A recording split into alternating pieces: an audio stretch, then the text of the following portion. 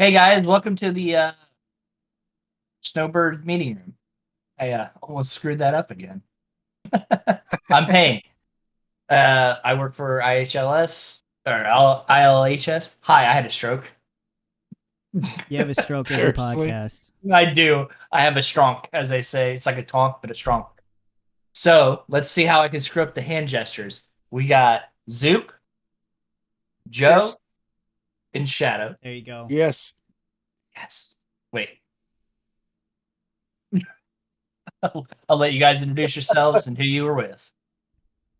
Go ahead, Go Shadow. with Joe. Me? Okay. Hello, everyone. I'm Shadow Spectre 11. I Oh am God. org leader for the Snowbirds. I run a YouTube channel, Shadow Spectre 11, and Yeah, you do. I also am. I have this channel, the Snowbirds Meeting Room, with my cohorts, and we decided to do something and make our voices heard in podcast. And we'll give it to Zook from here. I am Zuke. Does anyone know me? I am one of the founding members of the Free People of the Verse. We are a sort of a mercenary slash industrial group who doesn't aim to control space. We look to control markets and make money while doing it. And we're very much we organize ourselves in a very much a Banu form of structure where we're all pretty even. Just some of us has more experience than others. And we also want to help out and share our voice about what we think of current events.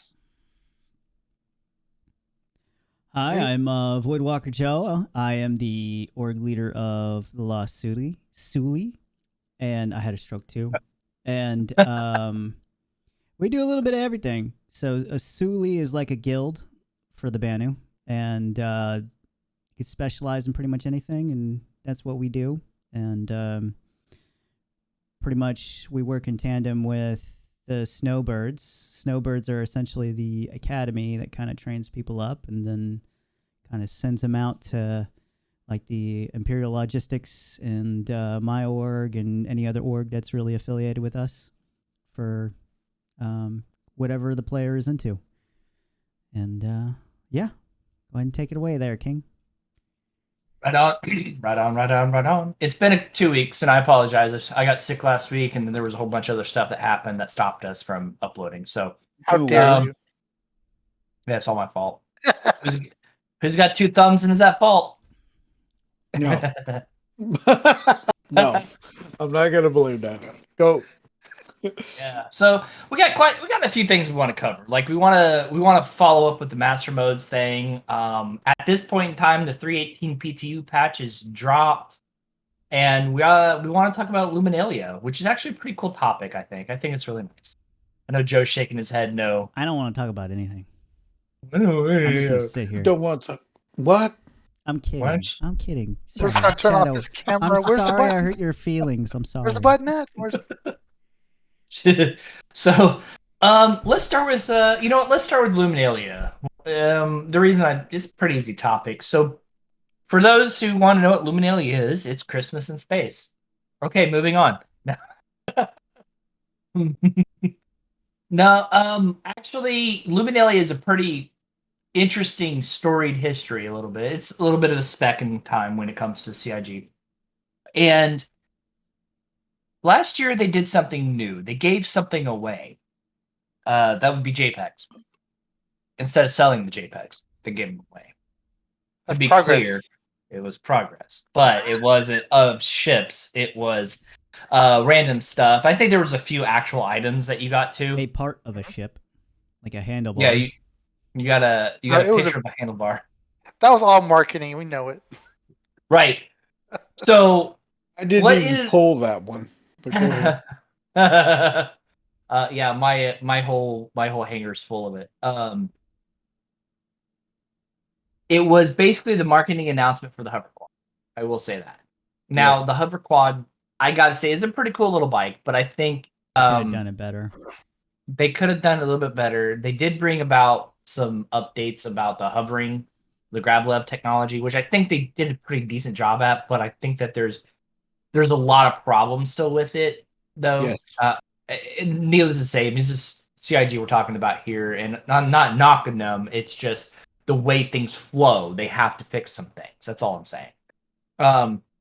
But what they did learn was that instead of marketing campaigning us, because they know we're going to buy ships, do this I just bought another ship this month.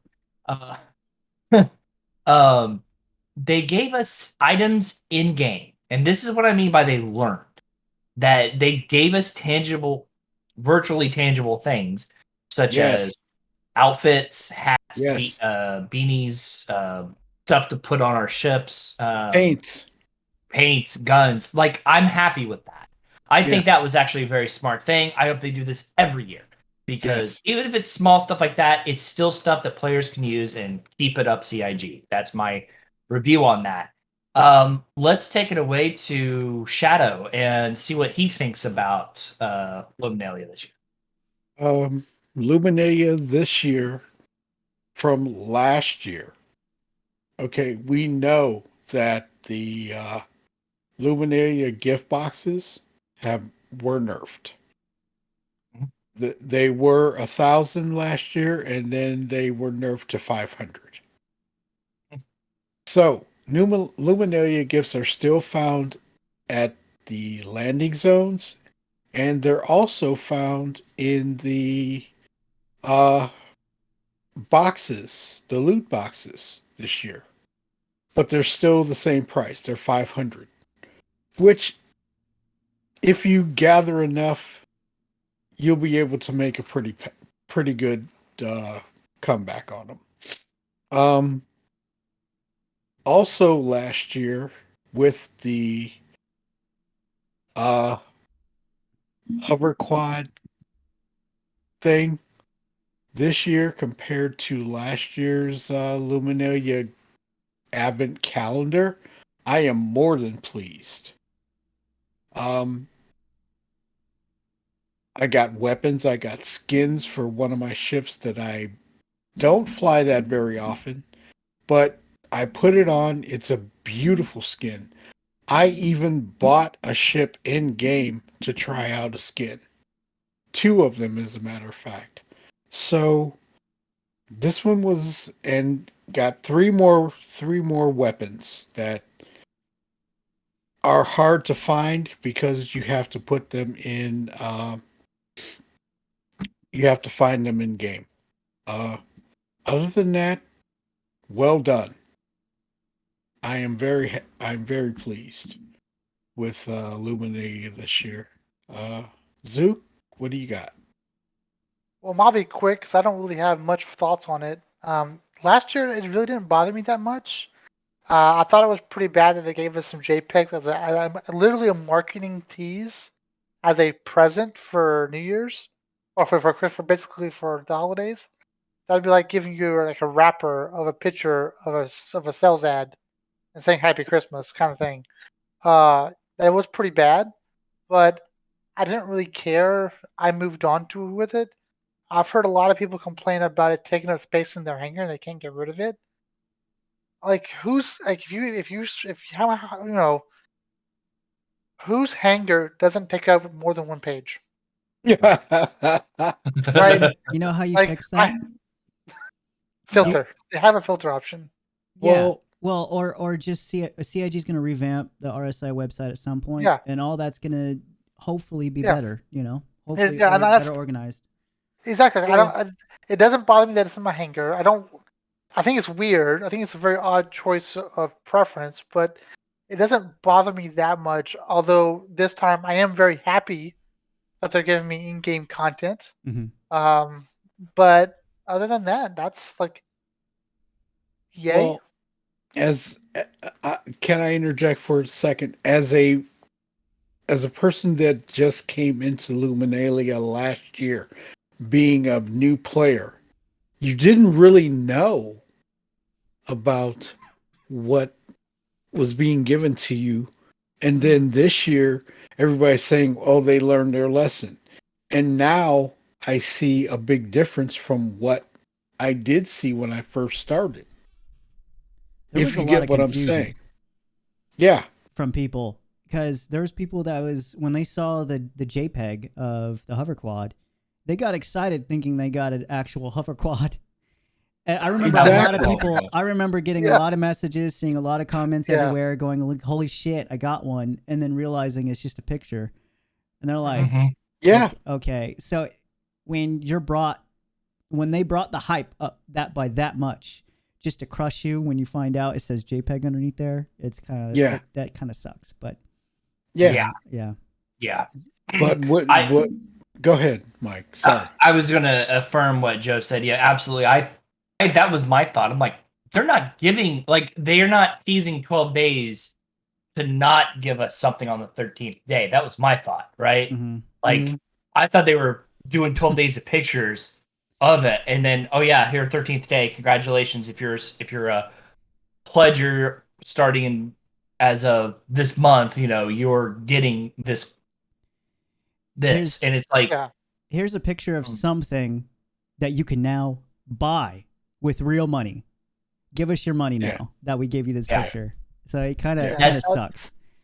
that is And that I does. do feel bad for newer players who weren't familiar with CIG to that point, because the people I was talking to at the time, we was looking at it and saying, "Oh yeah, perfect. I wonder how much it's going to cost." Because Yeah.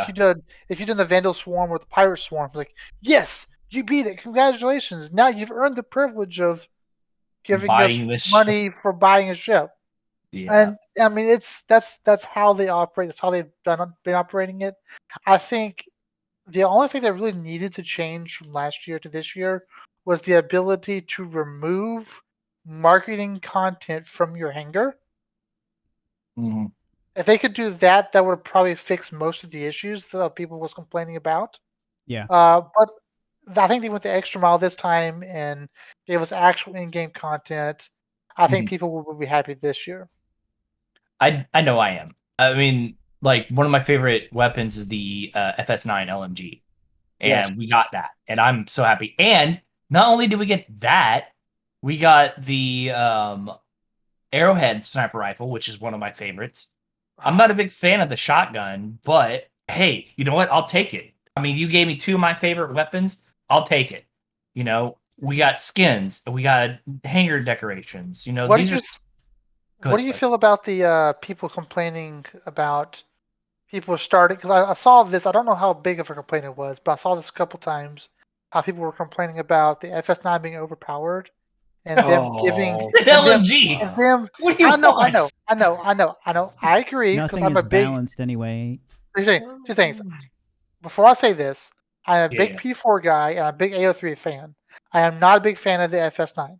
I'm just not. But how do you feel about them giving quote unquote lootable weapons that you have to go find and not buy to people up front? Sure. I don't care. I don't care either.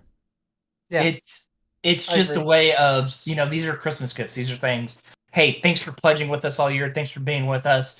Here's some things that you can't buy. That's awesome. But we got to remember that there's a risk to using those items now. Like Yeah. Mhm. I wear kitty armor. I have the pink kitty armor. Guess what I do every time?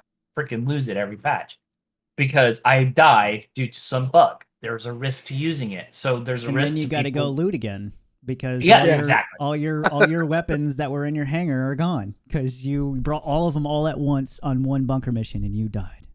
Yeah. Or Yeah. it's all on your ship. Like I bought 15 I forgot the name of the armor, but it's the heavy white armor that I really like using with my ADP. FS ADP, thank you, with my P4 AR with a muzzle brake and a red dot sight, and then I got the FS9 over here, and that's what I wear to do Siege of Orison.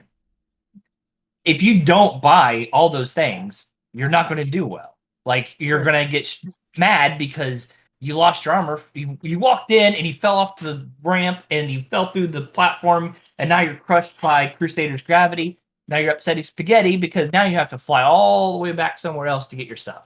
Mhm. Now, that was a tangent, and I apologize. No, I think you're right. That was sort of a. I wanted to shoehorn this a little bit in. So Yeah, sure, go Please ahead. forgive me on that one. I How wanted to dare bring up the fact that like these things, while technically you could maybe consider it pay to win, I don't think so because one bunker mission, one bad, one glitch, one NPC Mhm. despawn, one ship crash, one pirate, one player ganker, and that stuff's just gone.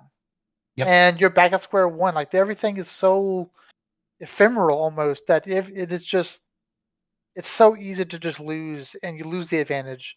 And and so far in this game, I one of the things I like about this game is the player that is more well prepared as far as coordinating with their team and their friends and preparing with equipment generally wins. Has a And no better matter what, chance. and there has a better chance, and there is no gear that can overcome that from my experience. Agreed. Yeah, I Yeah, that's completely right. agree. 100%. 100% agree. It's all about teamwork in the game, and a lot Yep. of people don't get that. A lot of people try to solo hero everything. I remember one of my early MMORPG experiences was Fantasy Star Online. Aging myself here. It was a Dreamcast game, and Oh my god! yeah, it was a 4-player MMO, and there was a common thread with every single group you play with. Don't be a hero. And the reason Yes. is you can get overpowered so easily because you would walk into an area and you have like monsters, blah, blah, blah, kill you. And so the same thing has applied to every other game that is multiplayer driven. Don't be a hero. In real life, I guarantee for those who've been in the military, guess what you're told? Don't be a Teamwork. hero. Am I wrong? Mhm. That's true. Effectively, you're told That's you true. work as a team, you work as a unit. You do things together as a unit, and you function and Get trouble as a unit. Get in trouble as a unit feel too. as a unit. Yeah, exactly. Yeah. So, case in point, okay, here's an example of something that happens. Remember when medical gameplay dropped? What was the number one thing that happened to everybody? There was beacons galore of, oh my god, I'm dying, and here's 1,000,000 credits to come pick me up. Mm-hmm. That's what happened if you're a solo. You're dead. Immediately. You're So, dead. so what that means now is even if you're running up against somebody who has these FS9s or these overpowered weapons, if you have a medic and like at least 2 other people with you, there's a better chance of you surviving because you could take that guy out, heal your downed guy, and survive. Mhm. Yeah. Again, that goes back to that multiplayer, that working Yeah. together. Yeah. But we have a lot of players that want to solo it. You're not soloing it. You're Well, not doing it by yourself. there's a reason why that is too, and I'm not trying to say it's everybody, but it's the monetary gain that the game gives you, and that is where the downfall of the solo player is. Mhm. I mean, it's. I'm not trying to say everybody's like that, but working as a team, you get better. You get better.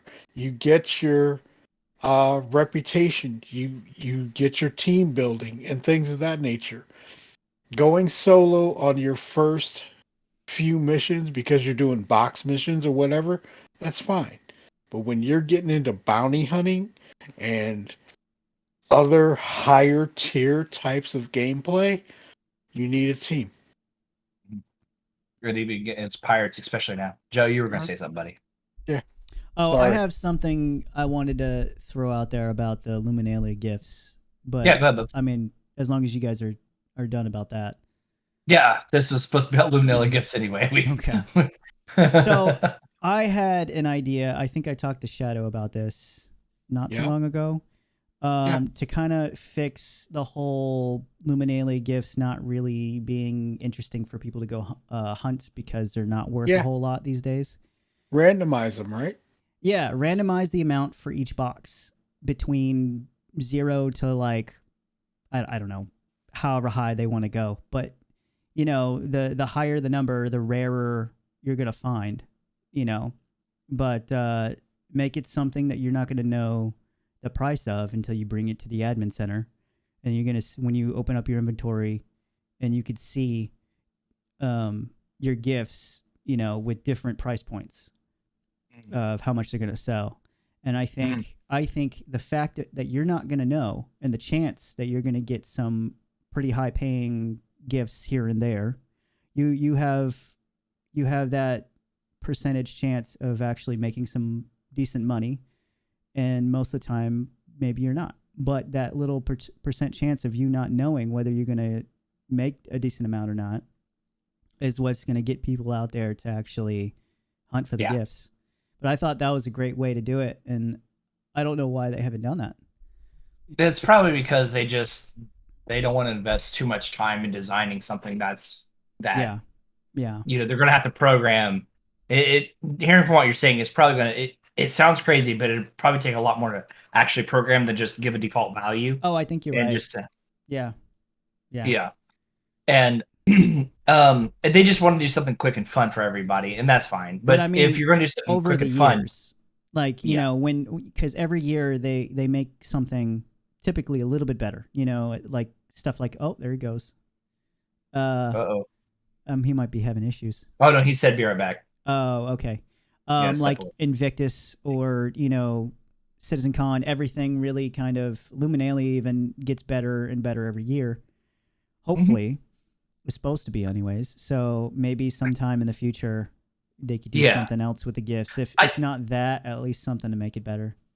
I think what they could do is do like this Easter egg kind of thing, an Easter egg hunt where in a real Easter egg hunt, you don't have a single solitary thing you look for. You look for different items. You look for different eggs, right?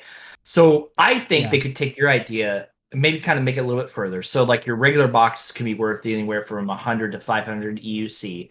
They could have a different colored box, maybe a little bit bigger. Say like green is low pay. Oh, you know what they could do? They could match it up to the hand minables. You know how there's red, green, and blue? They can do the same thing with boxes. They could do red, green, and blue box.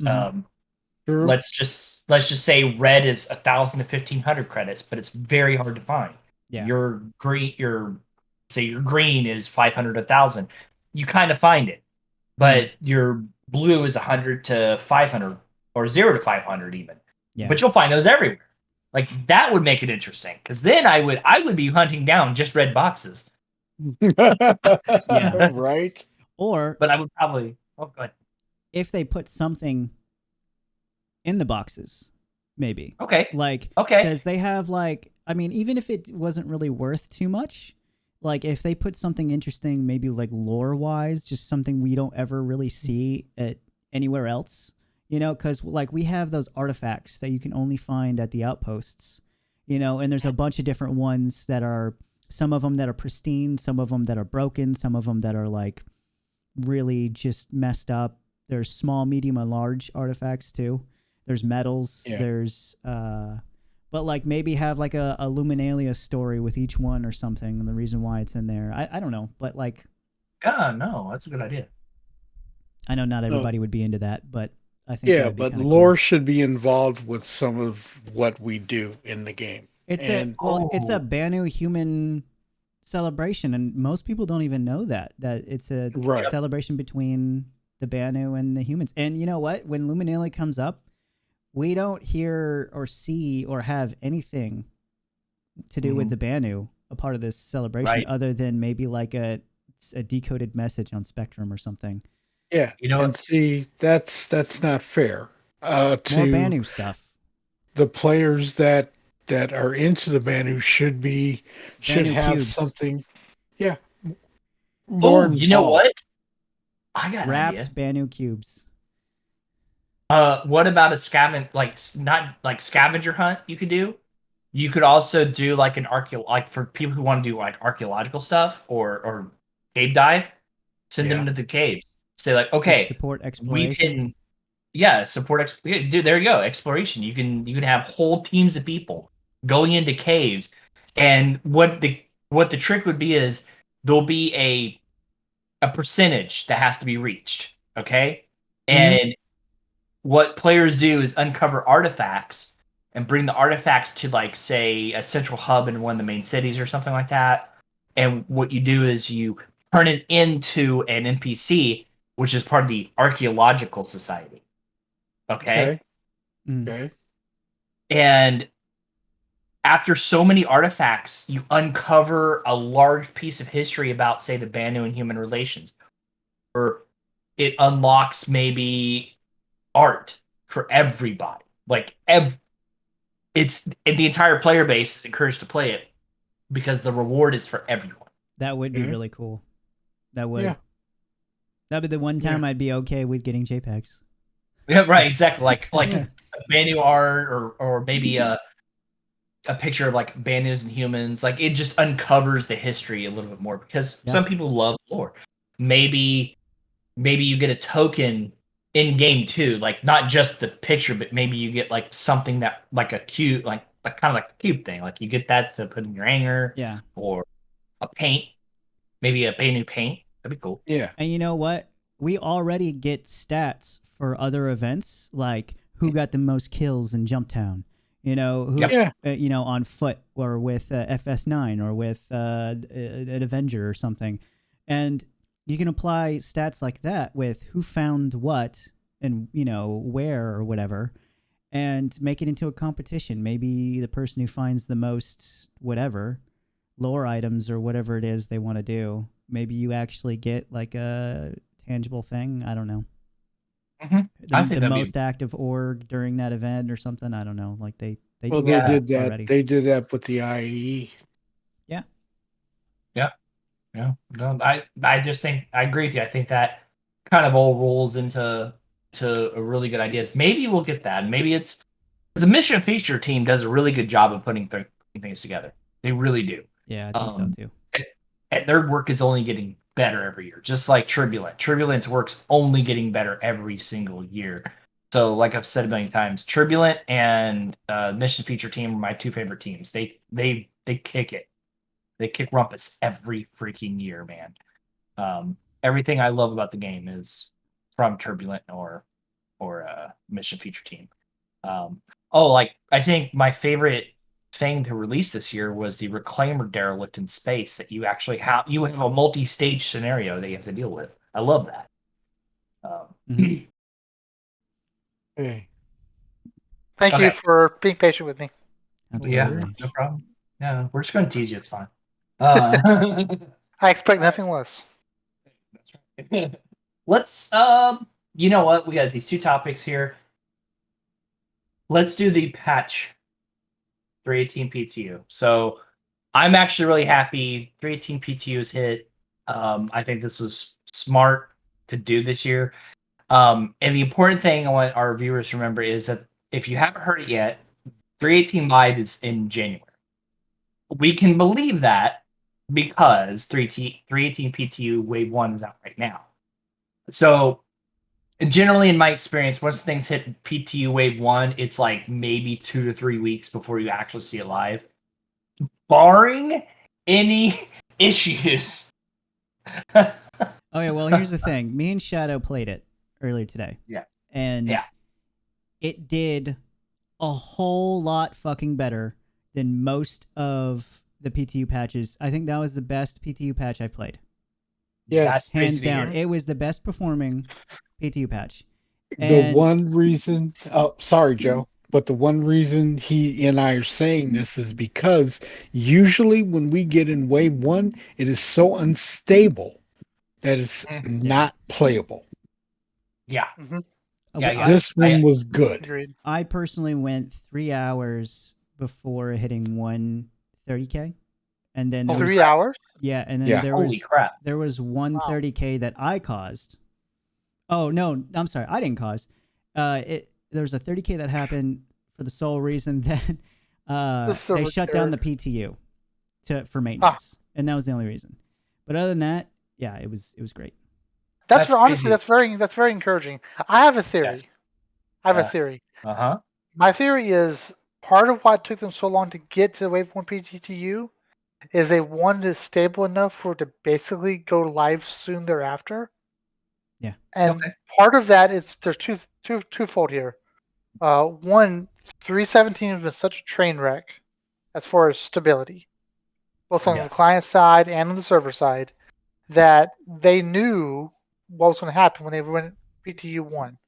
They were going to have a mass of people just migrate to it early, Mm-hmm. and they're wanting basically they don't want the users to have a bad experience day one as much as they can.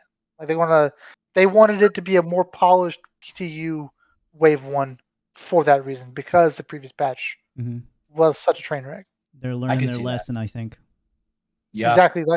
Well, that Payne was talking about earlier. That was I get the Key. Luminaria question was like learning the lesson. I think this patch is them learning the lesson a lot better. A I better agree. example of it. Oh yeah, yeah, absolutely. Oh, Yeah. yeah. Well, I think it's a overall arching theme from them too, because I've also noticed that there is, I don't know, maybe it's just me, but I've noticed since CitizenCon they have been starting to get more careful with how they relay information.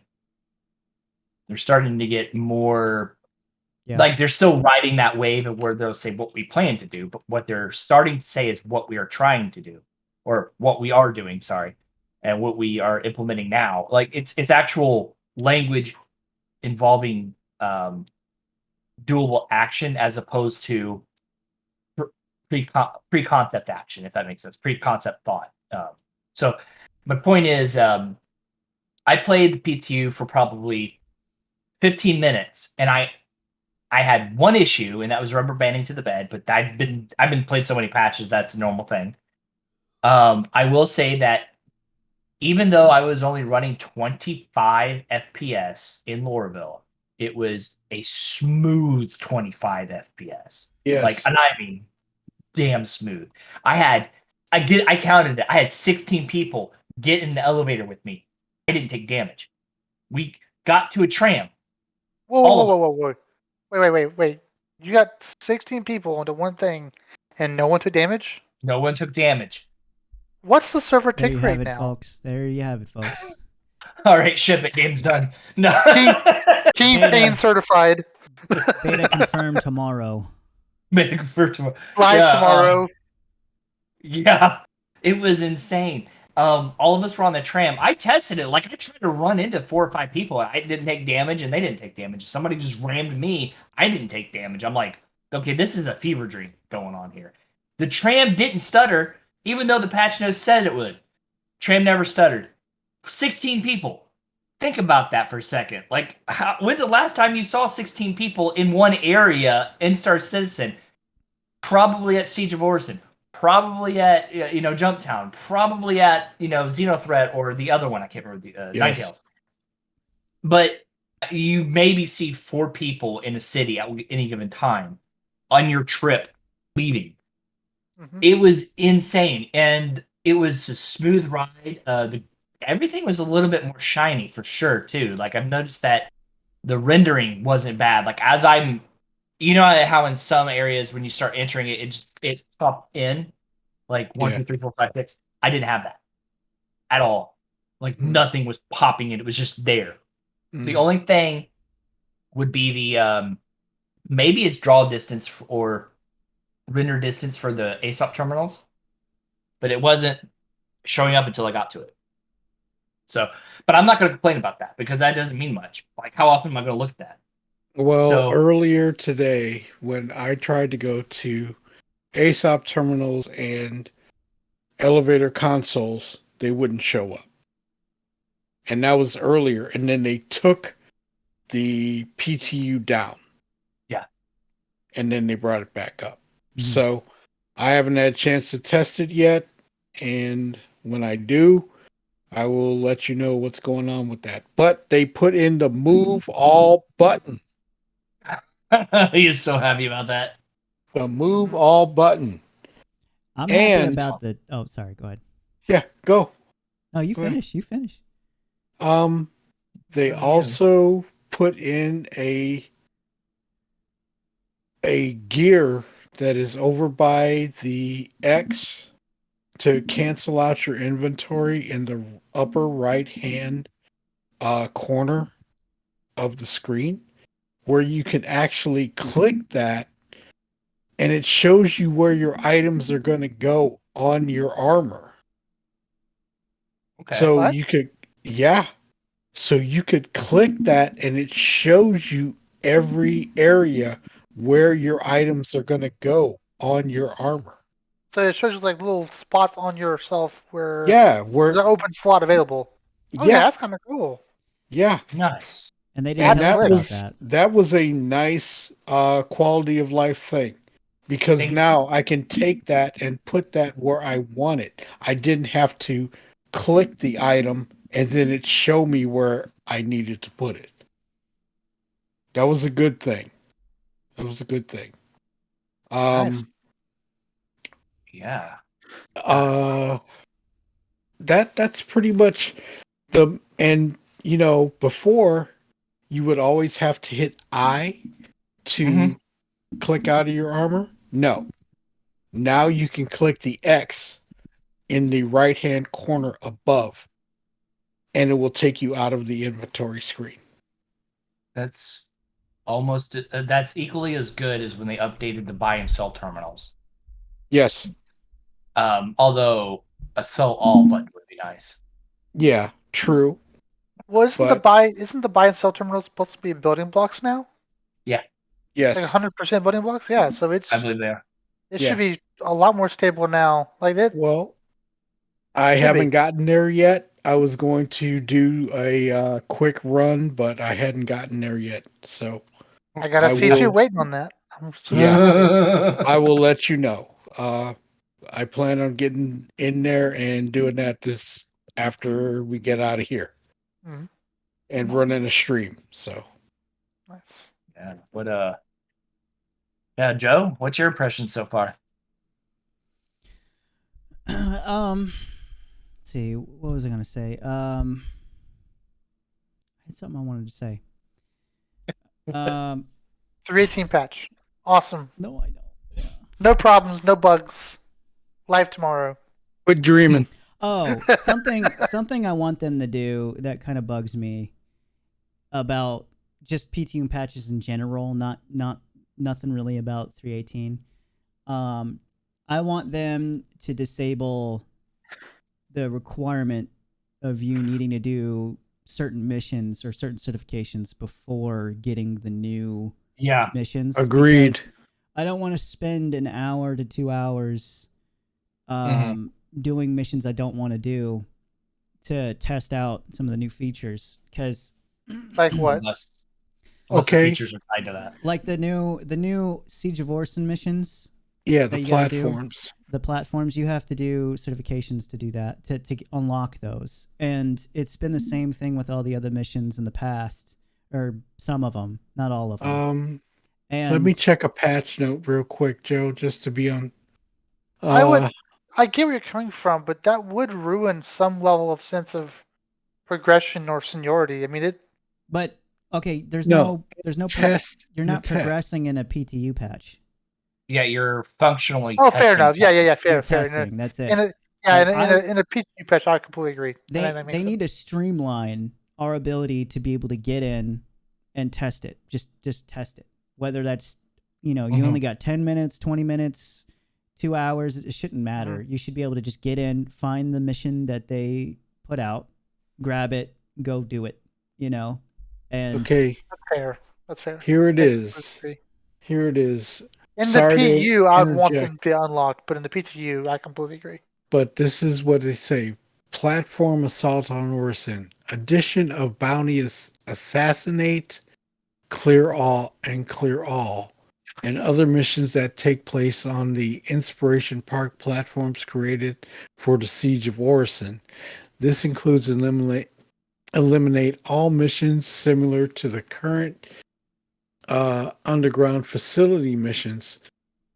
For these islands, the player will be tasked with killing everyone in a given building. These mercenary missions are available from Crusader Industries and will have 3 difficulty curves ranging from an easy clear of 1 building to a hard clear of 3 buildings. Similar to eliminate all missions, eliminate specific missions will task the player with killing single or multiple bosses based on difficulty. Mm-hmm. For 4 players to qualify and receive these missions, they first need to complete security work assessment for Crusader security. And we shouldn't have to do that in the PTU. Hold on. Let's take this step back. Because that's a new style of mission for Orison, I agree that we have to. Because you're functionally testing to make sure that the certificate unlocks your ability to do those missions. Okay. But- wouldn't that be in the Avocati though? Like that baseline testing? Well, you also have to functionally test it with more players too. Like again, PTU is wave testing. It's scale testing. There's more people, in these waves. When they actually open it up to all backers, then they get to actually test it for, pretty much the closest you're going to get to before releasing it to live, how it's going to actually function for everybody else. Yeah, but to Joe's point, what he means is like if I am at Hurston, I shouldn't have to do the bounty to unlock Hurston stuff. It should just be available. Yeah, I get your point too, King. It's one of those things that I guess it just really depends. There's some stuff that we don't know. Maybe they can't do that. So There is some level of what's their priority. Yeah. And what if they redone some, like for example, I could see them redoing the back end logic to make it a smoother transition from type A to type B. Like say for instance, like if they redid the certification to tie into a bunch of different stuff. Mm-hmm. I understand that. Yeah. They should be telling us that, but hey, sometimes they do, sometimes they don't. Well, and that also brings me into I wish kind of like what Shadow was saying about the feature about being able to see where everything's going to go on your armor and everything. Mm-hmm. Stuff like that. Like there's a lot of stuff like that they don't tell us in the patches, and we just kind of stumble on and go, oh, that's really nice. But I mean, there are some quality of life things out there. I think they need to be telling us about them, because if someone is struggling in a certain area to do one thing, right? Only to stumble on maybe like a keybind that was hidden that they could have used, but they just didn't know about it because no one said anything about it. And they stumble upon it. It's kind of frustrating when you're like, oh my God, I could have been using this the whole time. It could have made it easy. So I feel like I know they like to give us things to discover, but when it comes to quality of life improvements, I feel like they should just tell us straight out. I would hesitate to put those in the patch notes because that would be a massive patch notes. And I remember in one of the 3.17 patch notes, they were including like the coffee shop vendor, and people were mocking them for including the coffee shop vendor, even though that's a pretty significant detail. It's not. So what? It's gameplay wise, it's minor. Gameplay wise, it is minor, but that was a pretty significant hurdle, especially for a newer developer. Yeah. For a newer developer, if they included, we now have icon button to show you all your gear is. That might, I mean, just imagine the ridicule they'd get from that. Most players who look at the patch notes don't want that. If there was a second, more like a detailed patch notes, like a see all feature or like a more detailed patch notes, then I would say I could see it putting those details in there. But just the base patch notes on Spectrum, I think that's a bad idea. I think they need to have a landing page. I think it's fine for, if there are people out there that don't understand the significance of the small things even, then, and they want to go out and ridicule, I feel like it's going to happen regardless. If it's not about the coffee shop vendor, it's going to be on why is Squadron 42 not have a release date yet or something. They're going to move on to something else, and there's going to be ridicule about anything. It's going to be why is 318 not in live yet or something. Did y'all see Salty Mike's reaction to one of his commenters today? Not yet. Mm-mm. No. So today? I was at lunch today and I was watching Salty Mike briefly, and he had a comment. He was doing the PTV racetrack. Oh yeah. And they had a commenter basically like $500 million to make a watered down go-kart track. And Salty Mike, as salty as he is for this game, he defended CIG. He defended CIG. He loves the PTV. Yeah, track. Yeah, exactly. Yeah. He likes it, and he he borderline went off on that commenter, Good. and I thought it was hilarious. He's I thought that was actually- amazing. He's very fair with his Yes. his opinions these days. He is. So, I thought it was awesome. Yes. yeah. Be right back. Okay. Oh, there goes Shadow. Okay. Yeah. So yeah, Salty Mike is super fair on things, and I like him because he's probably, I feel, the most deadpan honest about everything CIG does. He points out when a good thing happens. I may not agree with all of his opinions, but I think I agree with him about 80% of the time. You know, and he stood up, like that whole coffee vendor thing. Like, he stood up and defended CIG for it, the developer. He's like, you don't get to be mean to a new guy. This is why, like, a lot of them will get angry and walk away. And he's like, and he said it right. He's like, you know, a lot of these guys work really hard to deliver a product that we're going to get. He's like, my issue isn't with the developers. My issue is with how marketing does things. Yeah, and he's right. That goes to what Joe was saying about, you know, you can put whatever in the patch notes and somebody's gonna mock it. You know, Yep. That PTV, an entire racetrack, an entire concept, probably missions to go along with it, required a lot of development, a lot of testing. Someone spent a lot of time developing the tools to make the track.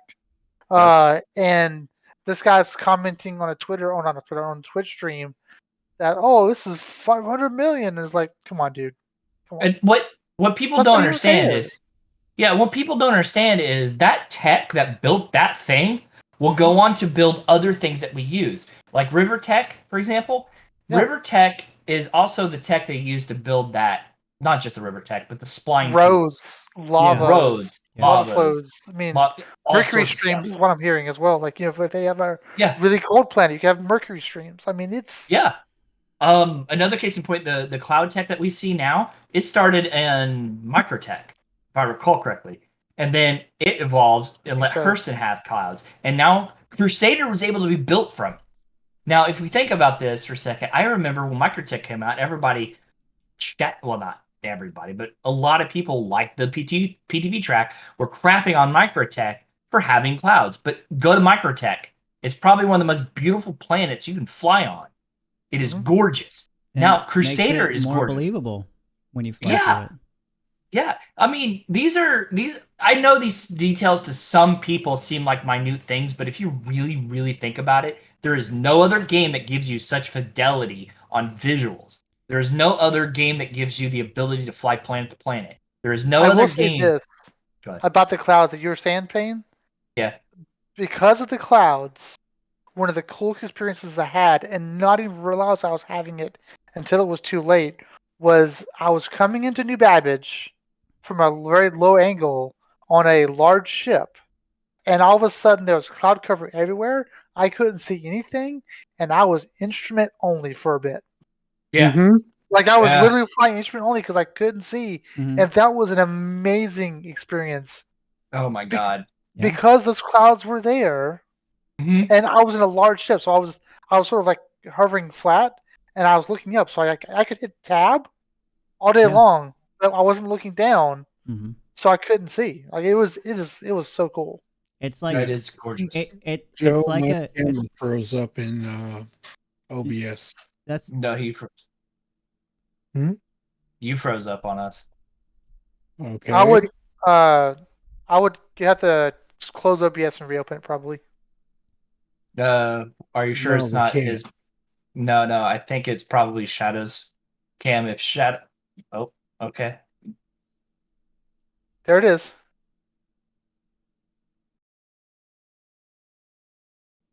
The rendering or something like that?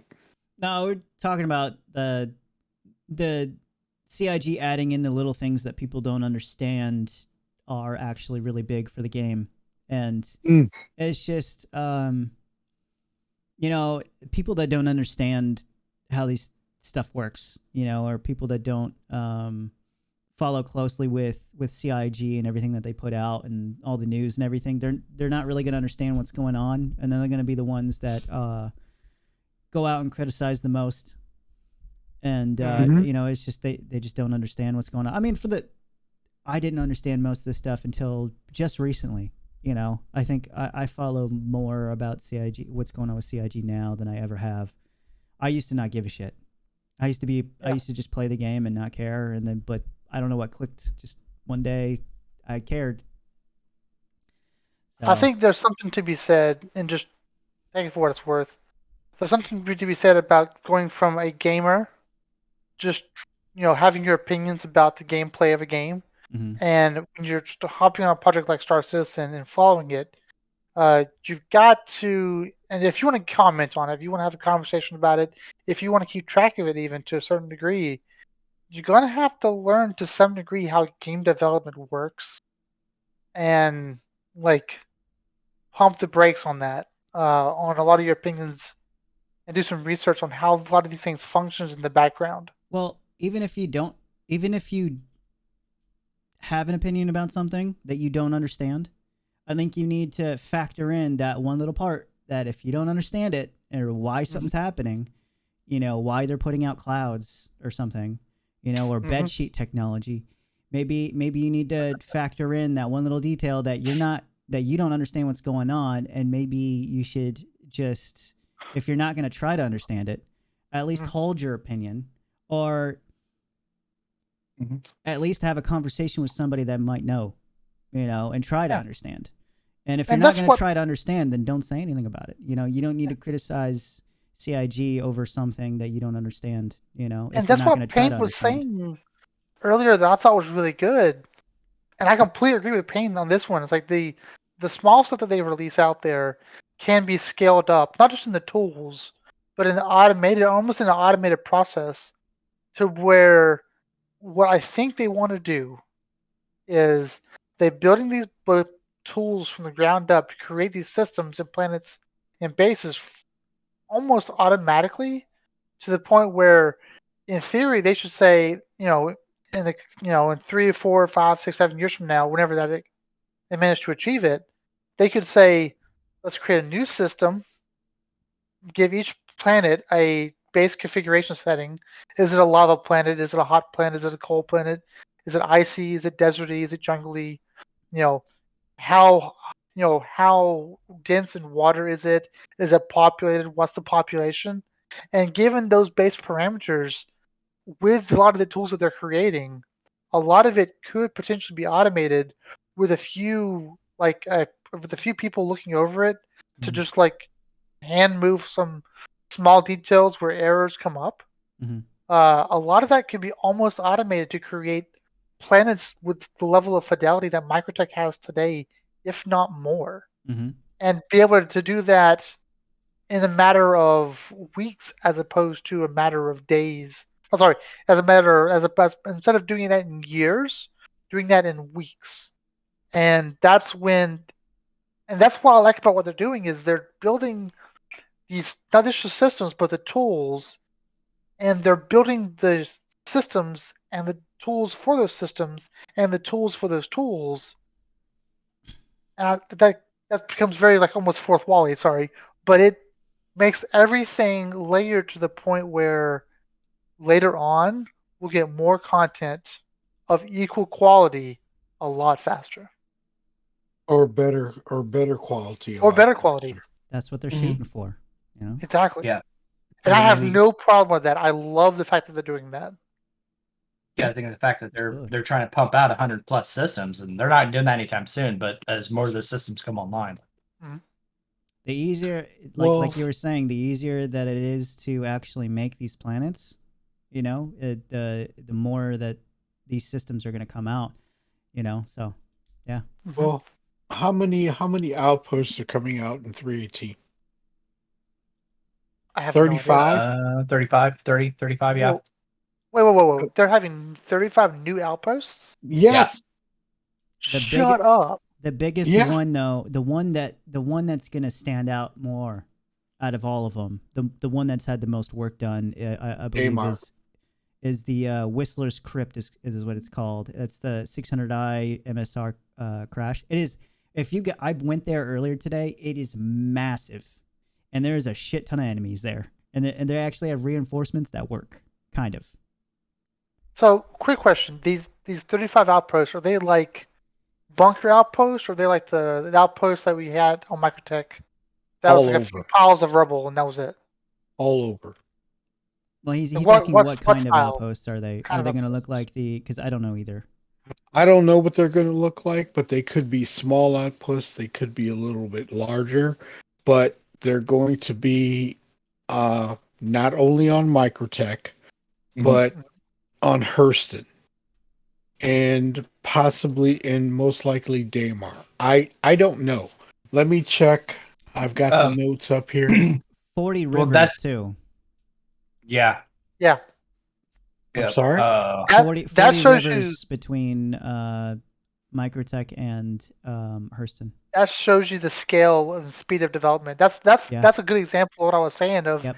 It took them 2 years of like they on the progress tracker. It was like a year and a half, 2 years to make a single river at Microtech, and in the span of probably 6 months, they made 40. They And a first lot unveiled of it. that was almost automated. They first unveiled it last year, I think, and Mhm. in an ISC or a live or something, and yeah, all Well, bam, it's we got Yeah. 40 now.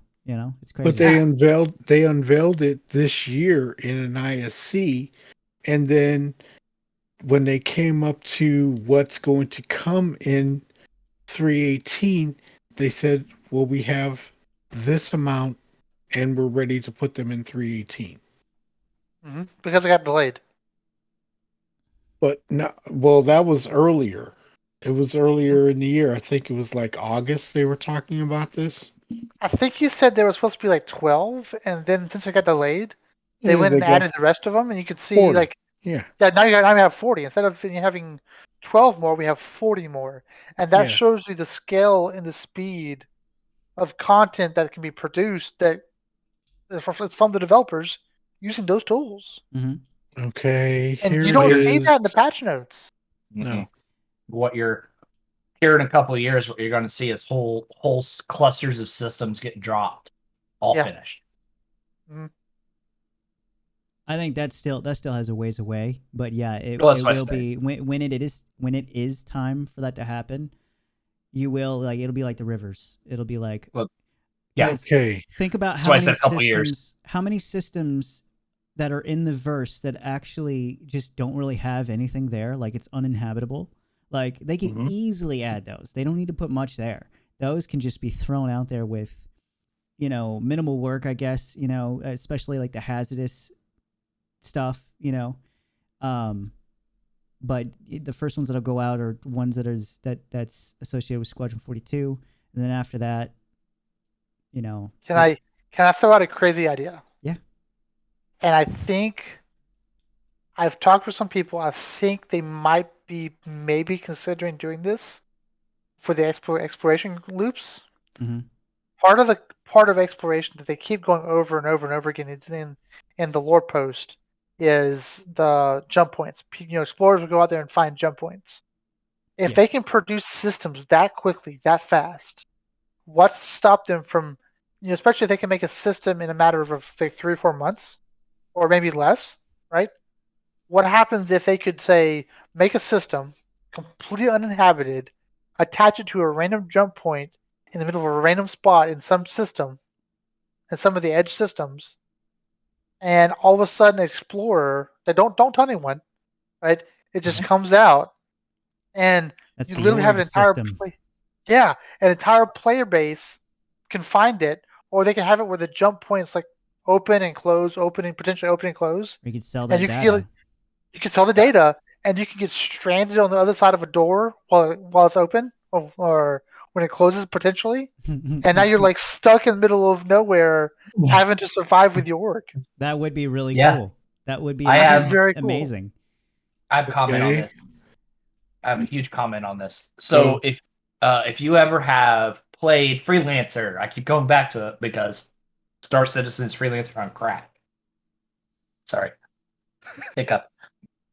Okay. In Freelancer, you get a map. When you bought the game, you got a map. Mhm. They told you that there was 52 systems in the game. There's actually 90. And you can find the remainders by finding random wormholes in random locations. That's cool. Mhm. That's cool. Pseudo-random, I should say, because they had to program them to be there. They can't dynamically move those. Yeah. But there are those scenarios in which you would jump through those wormholes and you couldn't get back. You had to find another wormhole in that new system. Oh wow. Yeah, and your scanners, fortunately, they had it set to where your scanners could Well- see that stuff. Well, Like, great. Now I gotta play fucking Freelancer. Thanks. we'll play it together if you want to. Yeah. So this is Um, so Robert has done this before. Then is Yeah. what you're Yeah, saying. look, Okay. this is Robert's MO. Robert's MO is to create a space sim that you could almost do everything in. And it's as futuristic as you can think of it. If you guys, I promise you, you pick up Freelancer, you play it for 5, 10, 20 minutes. The controls are kind of weird, but you travel through systems, you use warp gates to go between systems, you land on planets to go to different shops, buy things, sell things, add weapons, all that stuff to your ship. You can be a bounty hunter, you can be a mercenary, you can be a pirate, you can be a trader. There's not as much function. There's no land combat. Like, you don't be a person, you just fly your ship, kind of thing. Yeah.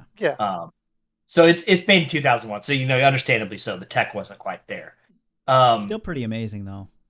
Yeah, and you could jump. You can do like a free jump between a planet and a planet, or you can use the trade lanes to actually get to the other place. There's cool mods you can get. So basically, I tell you about that because if Freelancer's a roadmap that Chris is using, you bet your ass you're gonna see them Only a matter of Now- when though. soon, TM. That's it. The thing is, you can make a system with nothing in it. The problem is nobody will go there. You have to make secrets in that system. That's what exploration is going to be. No, people would. If you can build a base, people will go there. That's yes, true. if you That's can, true. that's true. I'm Like, not denying you that. You can make no secrets, completely empty, just plain. It can be deserts across the board. As long as somebody, if they can make a living there, if they could live there, somebody will go there.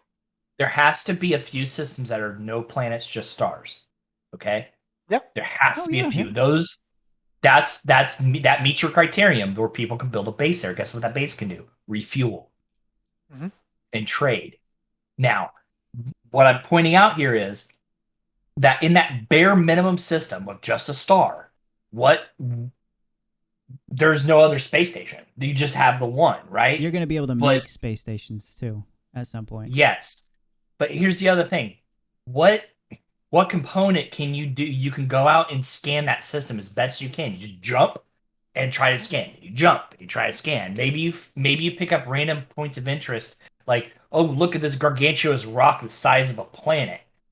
Or you find that maybe there's nothing there. Space isn't empty. And I think people need to realize that. Space is actually full of debris, rock, and stuff like that, especially inside star systems. Because stars, go through a life cycle and material is created. But at the end of the day, I think there's one more component that nobody thought about. Deep space. Deep space could be a randomized, procedurally generated scenario. You jump to deep space, maybe you lose a quarter of your quantum getting there. But then you can explore deep space. Maybe there's a random mission generator that exists, or random thing that pops up. Maybe there's an exoplanet that has no star that you can explore. It's just randomly generated. It's barren because nothing can live there. Things like that should come down the pipe, and that would be years after. But If it's that's random- just my thought. If it's so, I'm only asking because I really don't know how it completely works. If it's random, I think Shadow's asleep. He's over there sleeping. No. I can't hear you, Shadow. What's up? I'm listening. Okay. We're kind of going off here, but the the question I was gonna ask is if it's randomly generated, can you get back there after leaving? Like, if you went to a certain spot, could you? Once you discover it, you go back? should be able to go back there. Put like I a would argue, beacon. yeah. Yeah, maybe you have to because like the character, for example, has drones, right? Maybe one of its advantages is you could build a deep space beacon that you can jump back to. Hmm. That would be cool. Now Yeah. that would satisfy a couple things. Now remember that lifeless that single star place I was in. Now you can build now you can set up the economy to build a jump gate to your beacon. And then you could sell that data. There's your data gameplay, there's your exploration gameplay, there's your economy It's gameplay, because now endless. you Yeah. Or yeah. it could be that Infinity Star System could have 3 or 4 different entries into that system, and they could just be like a Deep Space Nine, where it's sort of a, it's a key empty, but it's a key system that is sort of the highway between 2 other systems Mhm. that can be used as a defensive point between them. I think that's what was it Odin was, the Odin system. I think that's Yeah. what Odin was for a while, Yeah. wasn't it? I think it was Odin. Mhm. Although that vertical slice was awesome with Odin, where you go between the giant asteroid and it's just like lightning all the way through it. Yeah. Oil. Oil. Oh. Yeah, What's up, Chef? there's a lot of possibility there, and I'm Well, super stoked. in the feature updates, locations, small derelict outpost expansion in Stanton, addition of 30 new small derelict outpost locations across more planet-side locations in the Stanton system. These are additional variants of those already placed on Microtech in 317. Each location features a collection of ruined outposts in varying degrees of degrade, along with missions and AR and AI inhabitants. So, 35. There's your Gotcha. exploration. Because they started off with 1 or 2, which people were going in and be like, okay, this is how you get to both locations. Now you can't do that. What, you're going to make a video for 30 locations? You can't do that. So this is where the fact that they're expanding by so much, it's the same thing with the rivers. Oh, here's how you get to the Microtech River. Now you got 30 rivers or whatever, So it's exploration. Like, people are like, you could be in here, you could be in the game for 2-3 years, 4 years, and think you found all the rivers, but one day you come across a river that looks completely different. You've never been there, Mm-hmm. So this is where I think exploration is going to get a little bit more interesting. The more places that they can put more often, yeah, there's going to be more to look at. And randomly coming across is always better, in my opinion. Oh yeah, I don't know how, I can't tell you how many times where I'm like, in my head, even though I know there probably isn't anything to find, I was like, I'm just gonna go fly and see what I see, and just don't see anything, and just being like, man, it'd be really nice if there was like another, just something simple that I haven't seen before that's just out there, that's all by itself, and now we can get that. So that's kind of cool. Well, I give you an example that happened to me like literally like last week. We was doing in the ERT, and I was piloting the Corsair for the first time. And I got us killed. Not gonna lie, it didn't go well. Thank you. Awesome piloting skills, and we went to recover our stuff. We somehow killed the hammerhead, but we died too. And we went to recover our gear there, and while we was recovering it, we noticed there was a signal that was a kilometer and a half away. I went to investigate it, thinking it was one of our boxes that fell, and it was a cave. It was an entire cave that we just came across, and we decided to explore it. And while we were exploring down there, there was a body in there. We found some gear from a random body in a random cave, and that was that's maybe, if you're looking at it from the outside, that may sound boring. No, But it's amazing. that in the moment, we was in the middle of recovery op, and we got to explore a cave and get amazing pictures of the little bioluminescent caves, and then finding bodies. And I still have the gear. I thought that was amazingly cool. Have a little note next to it. I mean, that and that's in the state that we have now. Imagine you do that for derelict outposts, hidden outposts, unmappable outposts. I mean, that Yeah. the possibilities are really, really cool. Yeah. Well, Yeah. Okay. I think to kind of add to that, there was a disappointment when I think me and in the in Shadow Spectre's org, we found out the topic of the Pico Cave that was brought up one time in the ISC, where it was just a cave full of Picos. And it That was was fake. brought up, and we were like, oh shit, like that's a thing. Let's go find it, you know. And then I started doing my research, you know, and seeing if anybody else has found it. But it's been out for ISC's been out for what, like a year and a half, something like that, and nobody's found it.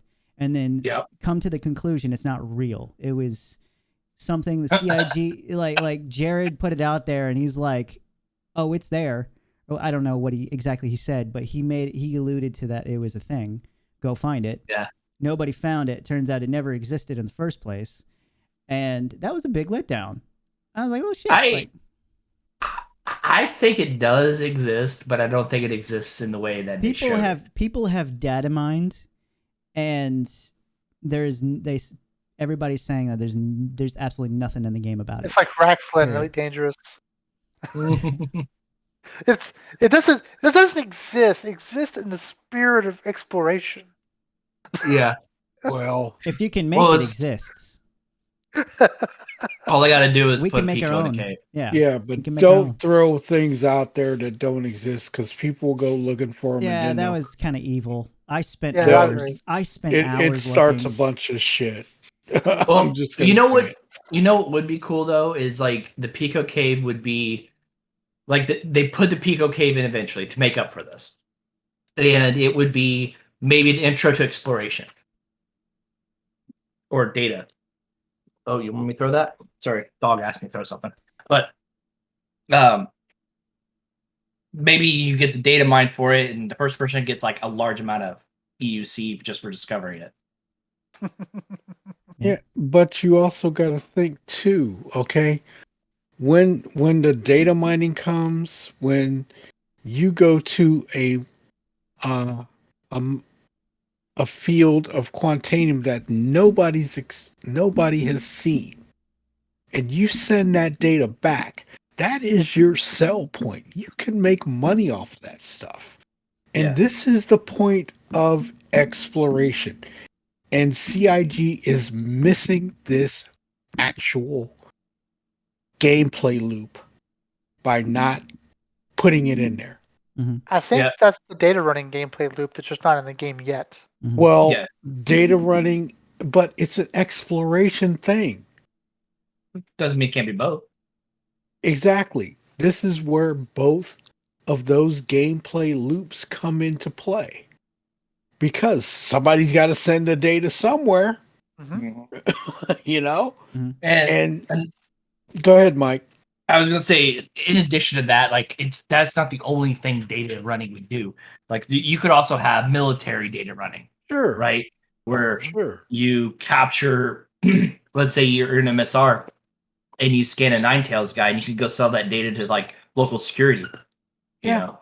Yeah. Yeah. I mean, there's all sorts of scenarios that can come from information gathering. Mm-hmm. This is a massive area that has not been touched. And once it's touched, it's going to go rampant. Yeah. Okay? So you have game loops that are there, they just haven't been implemented yet. And it's now they're talking about Caterpillar sites version 1, where they were tier 0. The Caterpillar sites have been escalated in 3.18. Wouldn't it be cool? I think, I don't know. This is heavy speculation here on my part. I think it'd be really cool if a lot of these missions we're getting now, the investigate wreckage mission, the ERTs, the VHRTs, the cave bounty missions, those don't get created until a player discovers them and sells the data. That would be cool. You're exploring a place where there's heavy activity. You come across a hammerhead just carving over a base, over an outpost, and you scan it, and all of a sudden that creates the ERT mission that another player can pick up and go with. Yes. That is the part of discovery and data running. Okay? It's there. It just has to be generated, but a player has to trigger it for it to go live. And this is where dynamic events take place. Yeah. Right? Yeah. Or the Yeah. Am or I the wrong? quantum. Or the you're right. Or quantum. And this is where Tony Z has to come in and handle it. He needs to get his people matter together. Yeah. And he's been a MIA for a year. So He's well, busy. he's probably got his head deep into what he's doing. He comes I out. agree. He comes out once a year, and it's like Chris. That's all we really need, you know. Yeah, I'm not saying that he's totally disappeared from the planet. It's just that I think he's working on something because he implemented a small part of quantum in 3.17.0, and now he's escalating. But we need persistence for it to escalate. Mm-hmm. Or server meshing. Exactly. Yep. But static server meshing has to come first.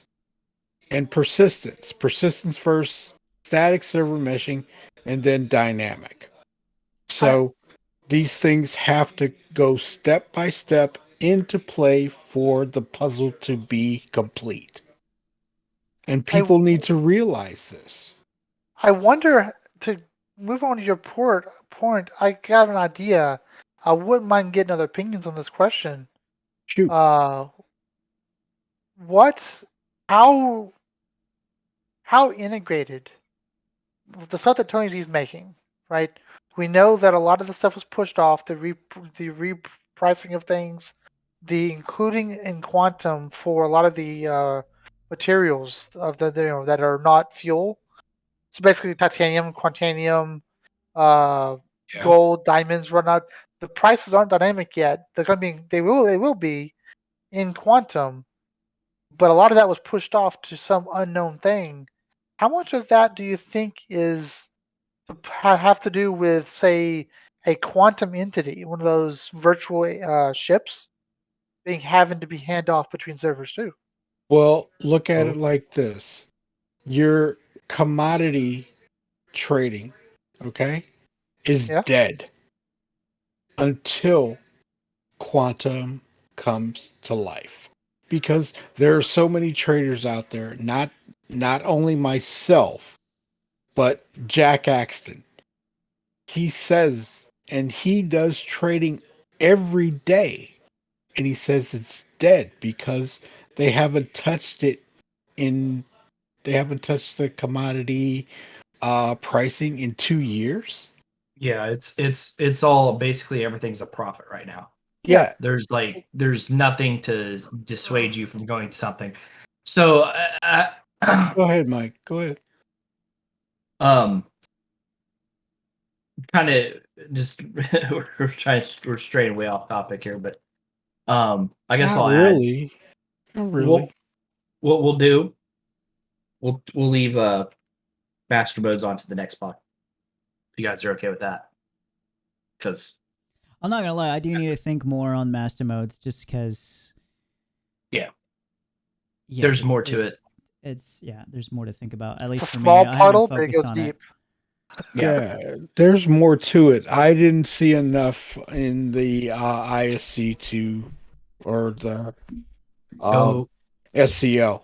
Go back to SitCon. Yeah, SitCon. Yeah, but I mean, there wasn't a whole lot there either.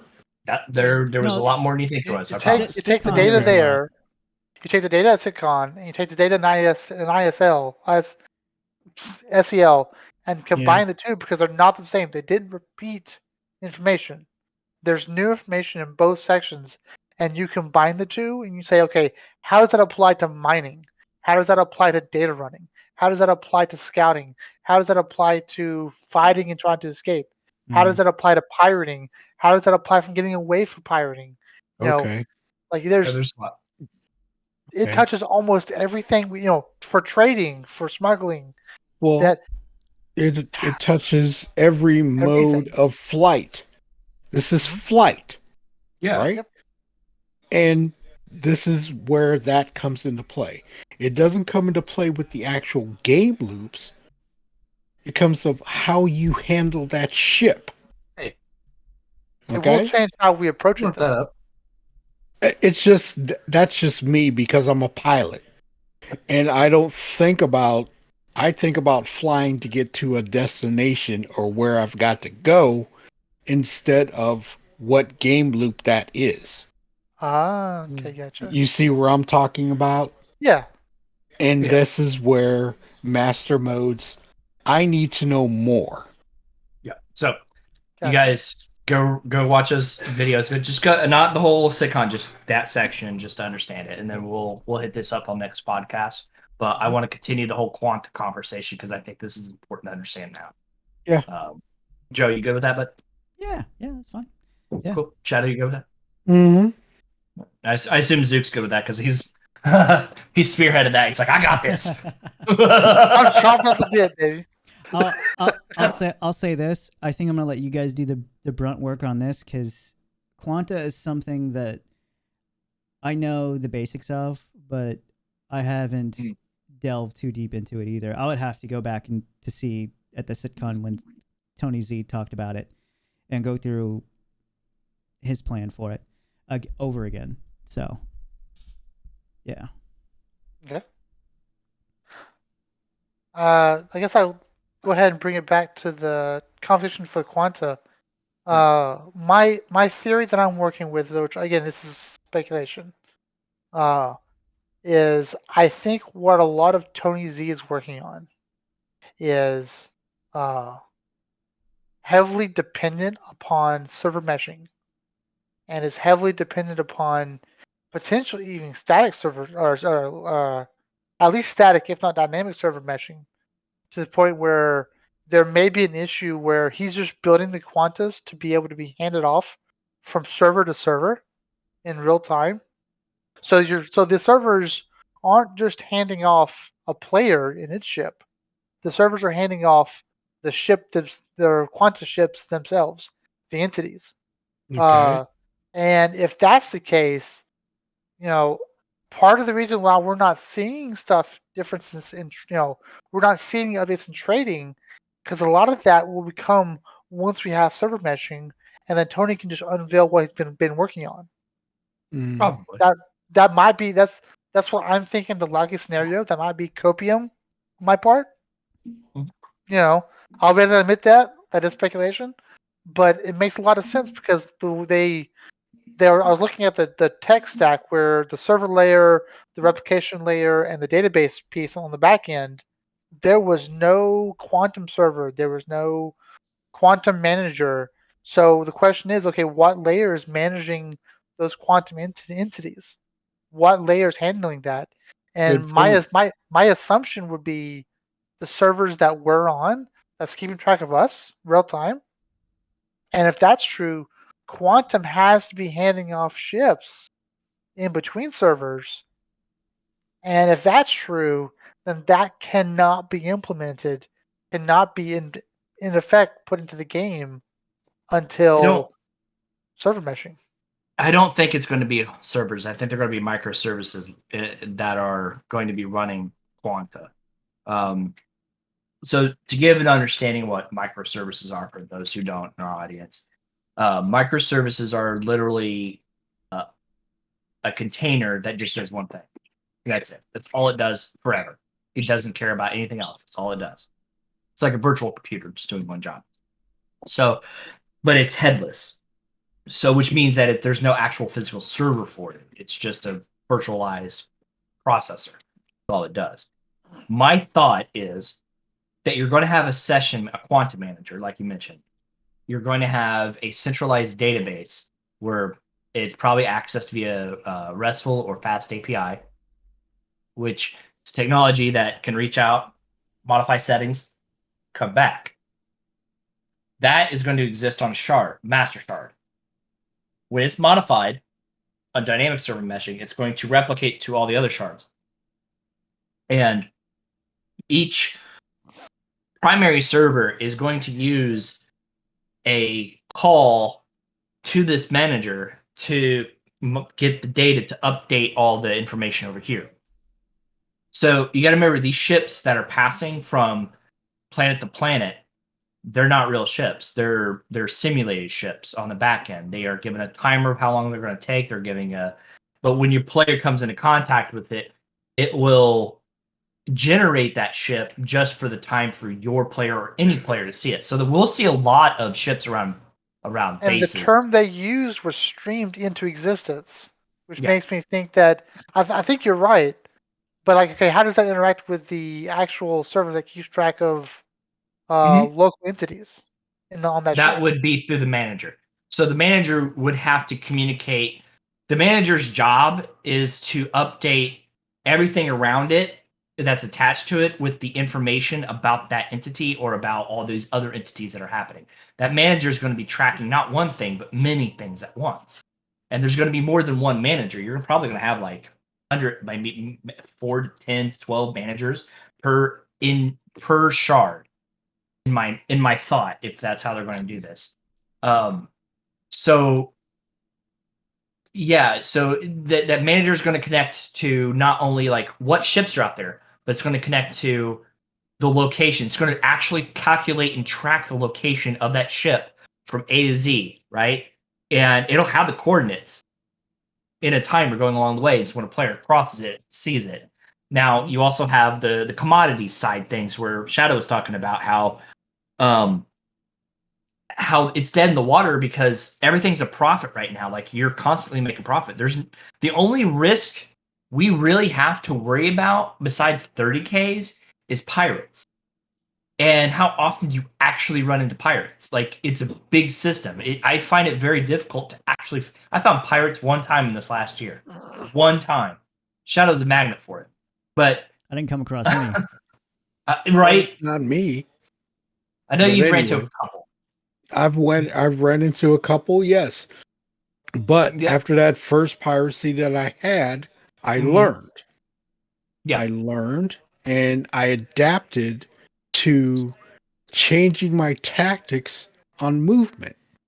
And this is where the master modes comes into my head where it's like, okay, now I've got to change everything that I do to accommodate these modes. Yeah. Well, I want to make a point here too that we could have a dynamic economy right now, and it wouldn't be hard to implement. But you know what I'm No. saying? It would take time to implement, but they should have done it earlier. I don't Yes. want them to do it now because I want that quanta to come out instead. Yeah. In order to make a dynamic universe, like, I believe all the graphs right now work off of one singular instance, backend instance, where it communicates across the board. You could pull the API data on the back end because there's going to be a master file that controls all that stuff. What you do is you could simulate a randomizer. You can do a couple things. You could randomize the cost in a way that has weights to it. That way you calculate, like, let's say, for example, scrap, right? We know scrap is 1 UEC to buy. But if a city like Hurston has scrap picked up from it in 48 hours, the price of that scrap will start dropping. Yes. For every hour, drop one, or for every 10 hours, drop 1 EUC. Right. But what's important about scrap? Well, scrap can be used to repair things on stations or whatever. Now, a station running dangerously low will offer a high price. Mm-hmm. Well, you have to find that station. Yeah. Or this is where was the journal. They kind of started doing this with the journal because if you go in the journal, you can see commodity prices on a lot of stuff. But I see that pop up all the time. yeah, it's not dynamic. Like, I would argue that trading ships should have like a console or something that will give you information on each area you go into. So, like, let's say you bought the scrap from Hurston, but you jumped to, let's say, Crew L5. Just right. Yeah. Yeah. You get Crew L5, well, they're only buying for 96. It pops up on your economy scanner, right? I know, sorry, Elite Dangerous guys, my bad. Your economy reviewer the system. But maybe Crusader will buy it. They don't really need it, but they'll buy it. You jump over to Crusader, they're like, Crusader main planet buying scrap for 107. Or maybe Daymar or Grim Hex buying scrap for 130 apiece. Then you can go to those locations and sell for profit. Yeah. Even if it's a fluctuation. Even if when you get there, it's only 120 instead of 130. Right? They could do that. Right. It's got to be random. Right. And I think that's where a lot of the quantum piece in the background is. Like they could set up a system temporarily to have that running in the background to sort of simulate or automate that. But what they're wanting to do, what Tony Z wants to do, doesn't want to simulate an economy. He wants to simulate the ships that create an actual economy.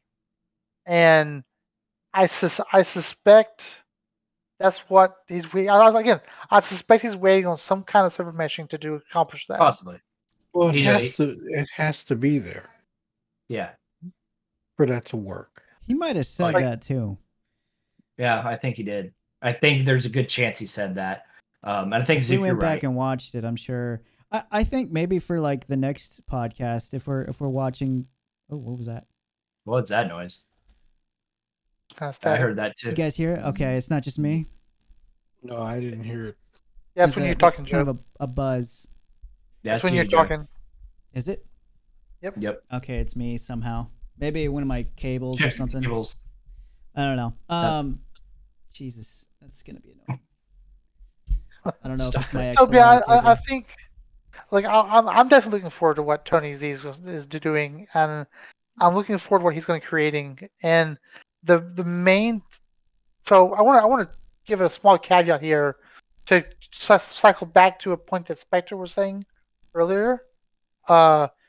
Right now, one of the biggest complaints to Elite Dangerous was the data for the trading and marketing was simultaneously all-knowing and also at the same time impossible to get to.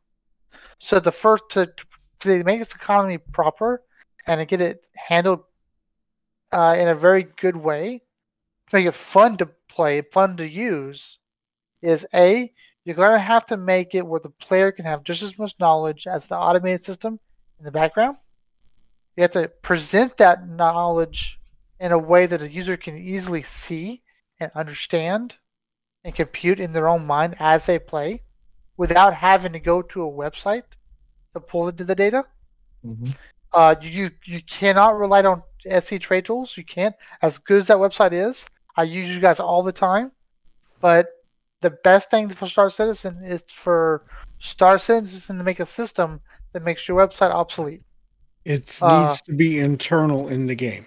Yes, yeah, and then the second thing is what they could do, and this is just an idea throwing out there, they could very easily make it part of data running where for really far out outposts that are really obscure, going and getting what they're asking for, the supplies that they demand and the prices that they're willing to pay, bring that back to Hurston and say, hey, Hurston, and just sell the data to them, say, Hurston, they want this.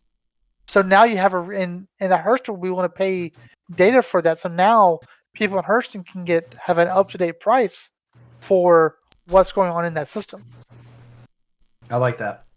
That's a good idea. Yeah. Where if you're Microtech, Port Trezler, they're heavily trafficked. Their cell data wouldn't be that valuable, but that would definitely give an explorer a reason to go really far out to a random outpost out in the middle of nowhere, because they want to know what's going on at Trezler, and Trezler wants to know what's going on with them. Yep, I hear you buzzing now, Joe.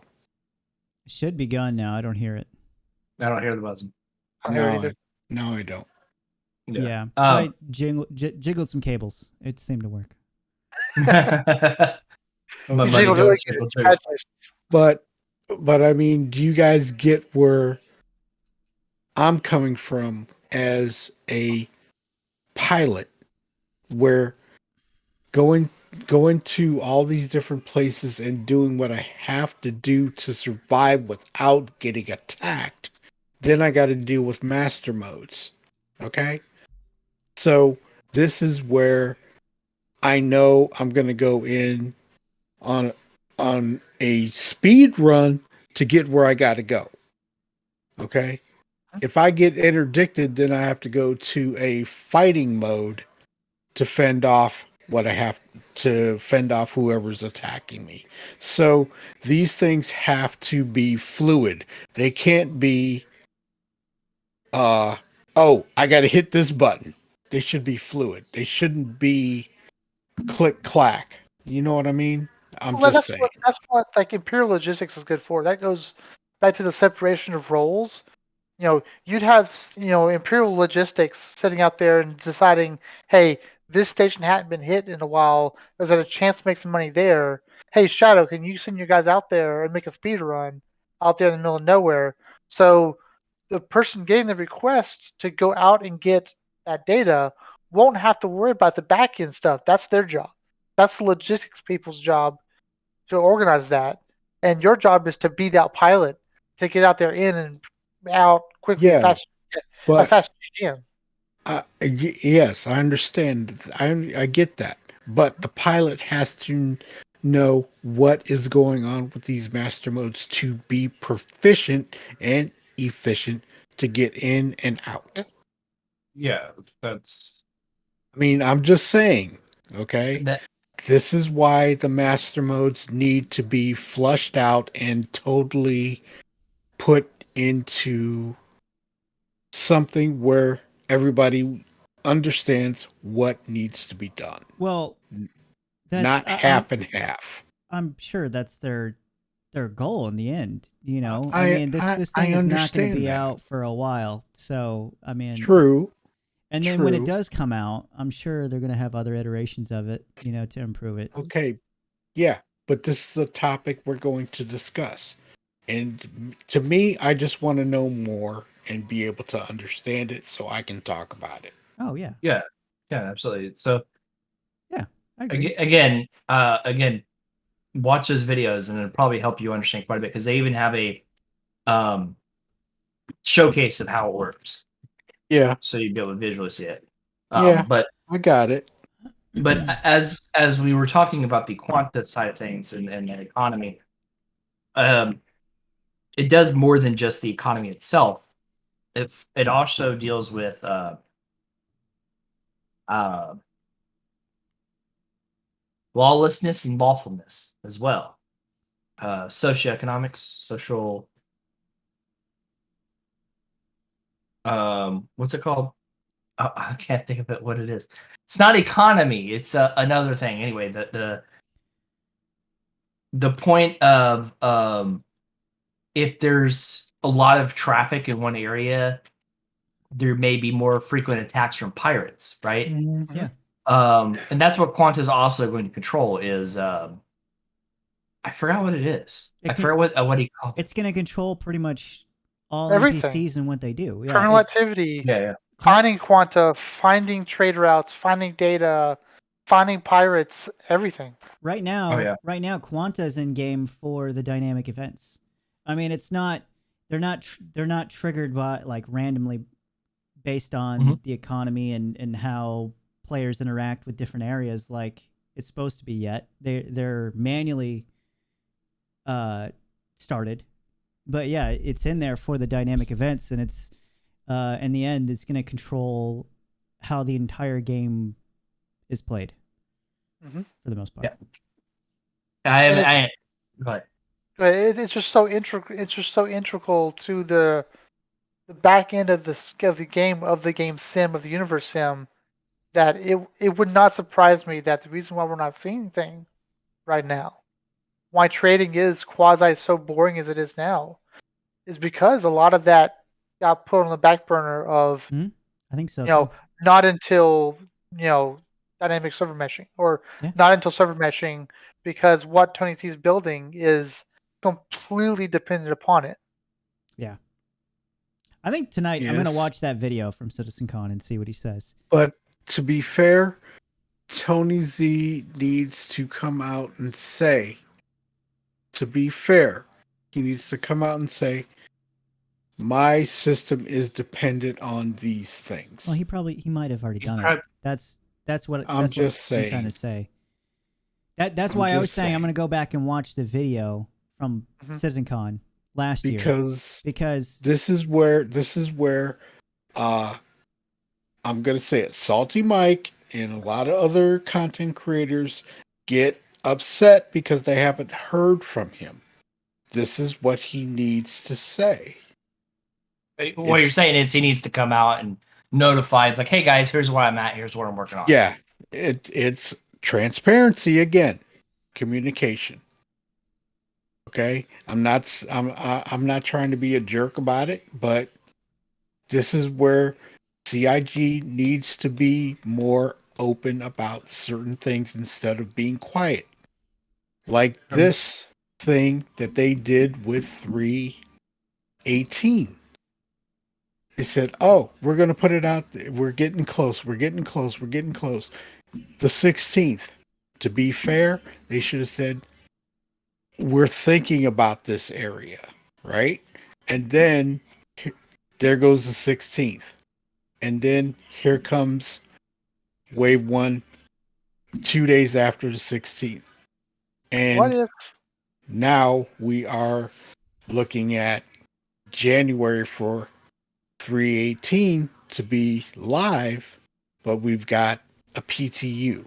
Okay. what if that's them learning their lesson? They learned their lesson.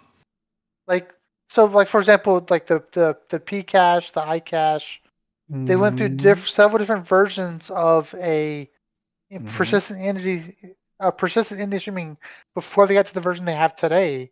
Yes. What if part of the reason why we're not hearing anything is Tony C says, I think I can make this work, and they're trying in the background without saying anything.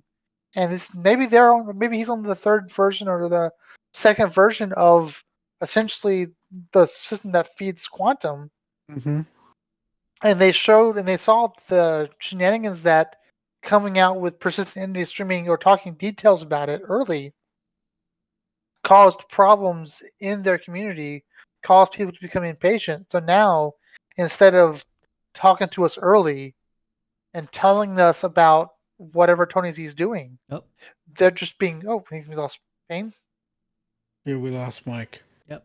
I think it sounds like they're just doing. Well, they're doing damage control. Yeah. I'm not trying to sound like SM or any other of the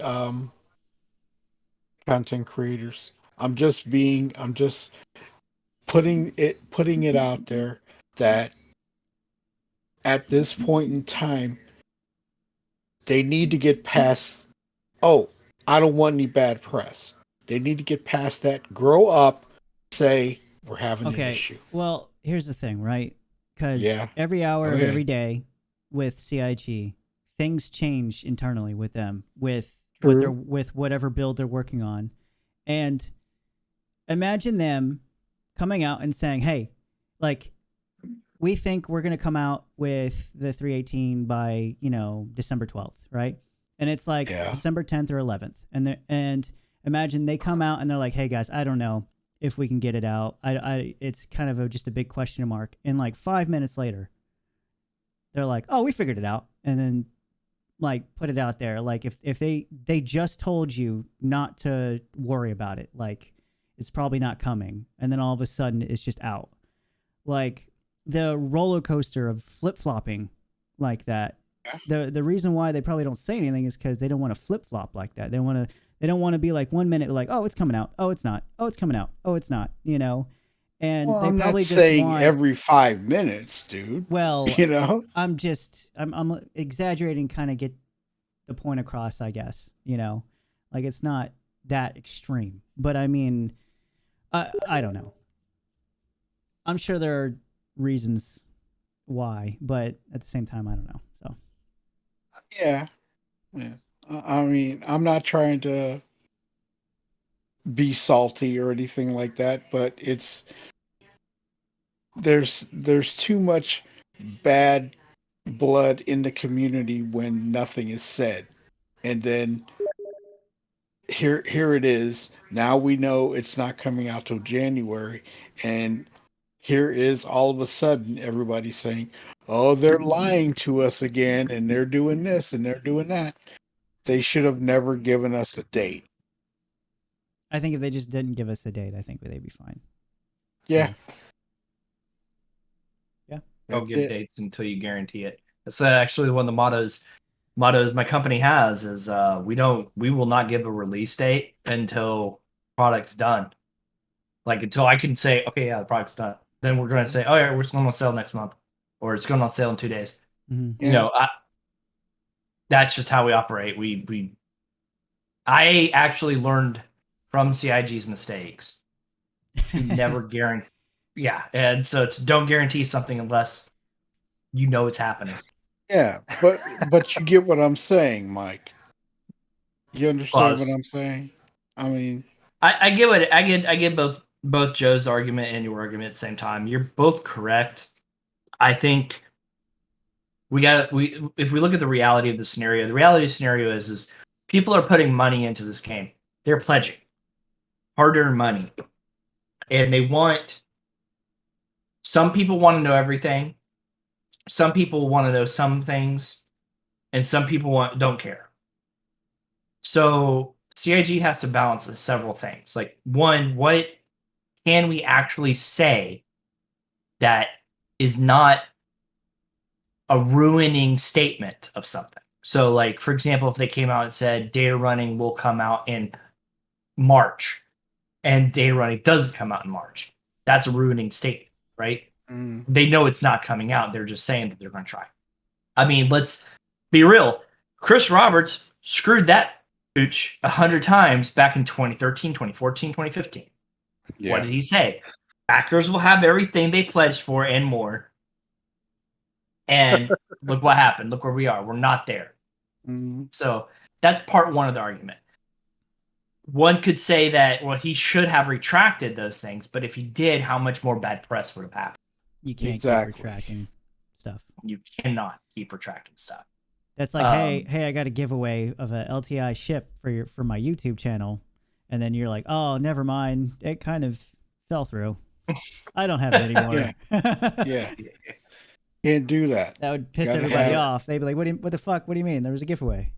Yeah, Yes. you got to have it there. Yeah. Yeah. So CIG's walking this fine line, and they teeter-totter real hard when it comes to this stuff. Now, we can be a little bit, for lack of a term, we can be a little bitchy about them not telling us about that gear wheel, but you know what? At the end of the day, it's something that improves the game. So it's something that benefits us. So we can be like, man, you need to get better at that. Kind of wave your finger at them. But I think what we really need to be angry over, but rather criticize properly over, is how they communicate things and how inappropriate it is when they say, when it's constantly a stream of I want this, or rather, I know some people are upset about the whole, in concept ship sales, stuff like that. I don't care. I don't care about that. If ships go for sale in concept, that's fine. That's how the game's funded. Right. You have the option of not purchasing that item. Right. You have the absolute right to not buy it. You can buy something already in game and pledge that way, or you can subscribe or not. That I have no problem with. Okay, I'd rather see them do things to fund the project than do nothing. Yeah, I wanted to interject here because I am one of the people who feel a little bit salty about the delay in 3.18. Sure.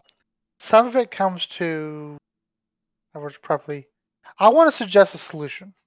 Rather, I know CIG is probably not listening to us or to me, but it would be a really good idea. Then all they would have to change it slightly, and all they would have to do is to say, we're aiming for the 16th, hypothetically speaking, right? They set a date, like the worst case scenario, 16th. Okay, December 1st comes around. They have their meetings. I'm sure they have the meetings that says, okay, what's been approved, what's not been approved. When the first comes around, or whatever certain milestones, is the milestone on track or is it not? And if it's not on milestone, if you start getting certain percent behind, where you start having a high likelihood of there being a delay further, because again, none of us care about delays. We want it done right, so we don't mind the delay. What our issue is they say the 16th, or they say whatever the date is, and then the 18th comes around, and then they say, by the way, there's a delay. So it would be a good idea to say a week earlier and say, or maybe even 2 weeks earlier, and say, hey guys, we're having some issues. Mm-hmm. Say what it is. There might be a delay. Yeah. And the closer you come, by the time that somebody in management knows there's going to be a delay, just go ahead and call it, scratch that date, and let us know. Because That's what I'm saying. at the very minimum, on the 17th, from the hypothetical 16th, estimated delivery date, they know there's a delay. Yeah. And yet they haven't made a public statement that there has been a delay even until after that date is coming on. Like that's a little bit unreasonable, right? Yeah. I'm not asking for a delivery date. I'm not asking for an estimated date. I think Payne made some really good points as far as like a development schedule. My point, and I think what a lot of people make it very salty about, is as their expectations change, please help us change our expectations as well. This is what I'm saying. That we're getting this close to the 16th. They should have said something prior instead of on the day of the 18th that we're getting the Wave 1 PTU the day after their so-called projected date. You see what I'm saying? Yeah. So I hear you. that should have been at least a week prior instead of total silence and then day come and gone 18th we're getting Wave 1. I don't have a disagreement with that at all, because I think that's reasonable to expect. I think Joe's point was more on the head of, you can't take your example. Yeah. Let's say they expected to release on Friday, week 2. Week 1, they tell you we're going to release. Yeah. But then 2 days later, they say we're not. And then 2 days later, they say we are.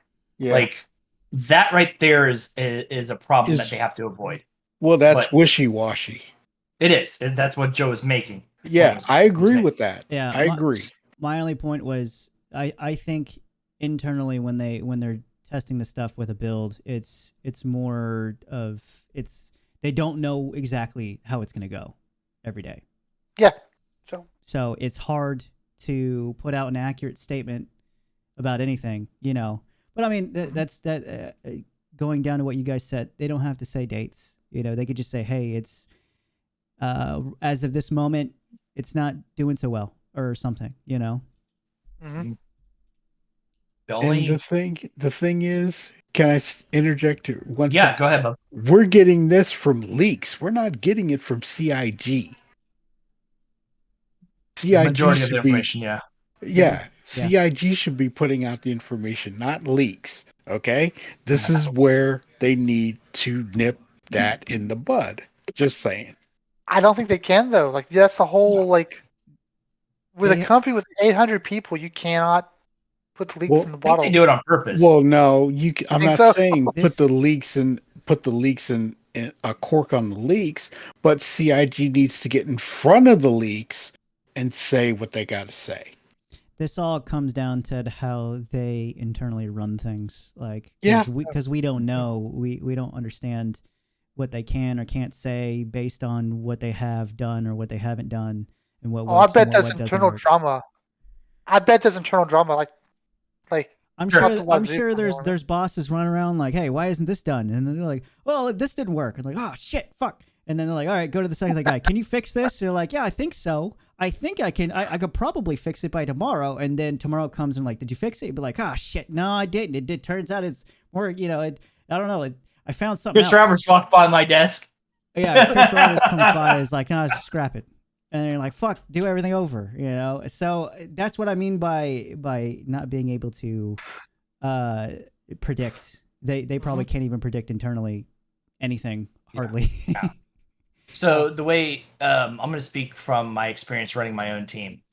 When it comes to our release schedule, we had no real release schedule since February right now because we couldn't build features fast enough for it to make sense. This kind of helped me understand what CIG is going through a lot.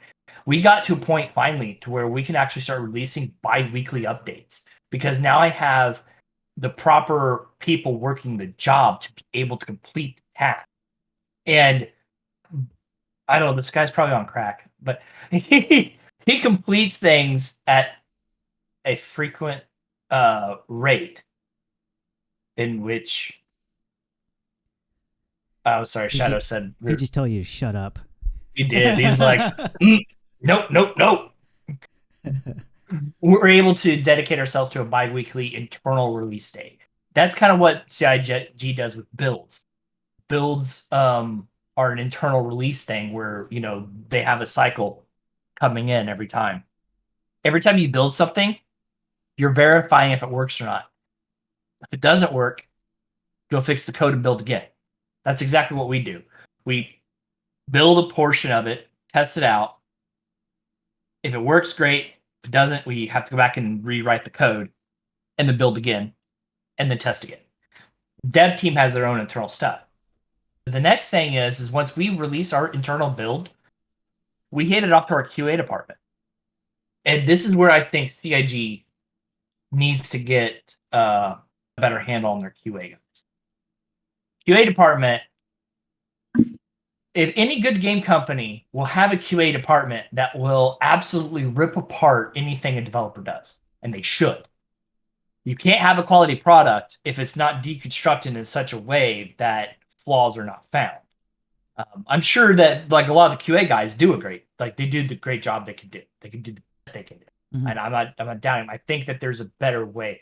Our QA is we build our stuff.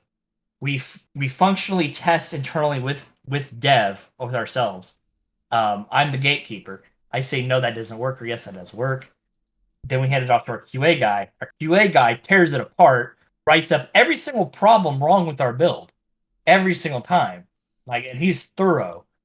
Happy for them because that means that we go to build the next build, and we go through. It's like, all right, let's fix all this stuff. We have all that stuff fixed. Now it's less of a mess, and because of that, things have gotten better. It's made me appreciate how CIG has to go through things. Now you got to remember, I'm working on like a little small, minuscule game. They're working on a universe, and it's a whole different ballpark when you got so many things. We don't get with Star Citizen. We don't get every 2-week release. We get this last year we got a handful of releases. We didn't get interim patches. Well, we got interim patches. We didn't get full release patches. I want folks to remember that these guys work hard, they bust their ass, and they try to deliver us an experience that nobody else can give us. And so far, they're succeeding. For as much bickering that we have about things, the developers are the people who I stand behind, and they are kicking ass at what they do. Agreed. This is why I pledged to this game. We got to remember that. We can. At the end of the day, we're just a bunch of nerds complaining about small shit. But I agree, and this is where me being a backer just over a year, where I appreciate what they do. Okay, I appreciate it more than a lot of people who have been who've been dealing with it for years, because of the fact that I'm coming into something that is, I'm going to say it, halfway through compared to what it was. Okay? So I'm more than appreciative. Yeah, Just saying. the I way. got. Go ahead. Go ahead. Go ahead. I was gonna say the way I look at it, I play Star Citizen to get rid of stress, and I know it's kind of crazy sometimes, but to relieve stress and to just have fun, and Yeah.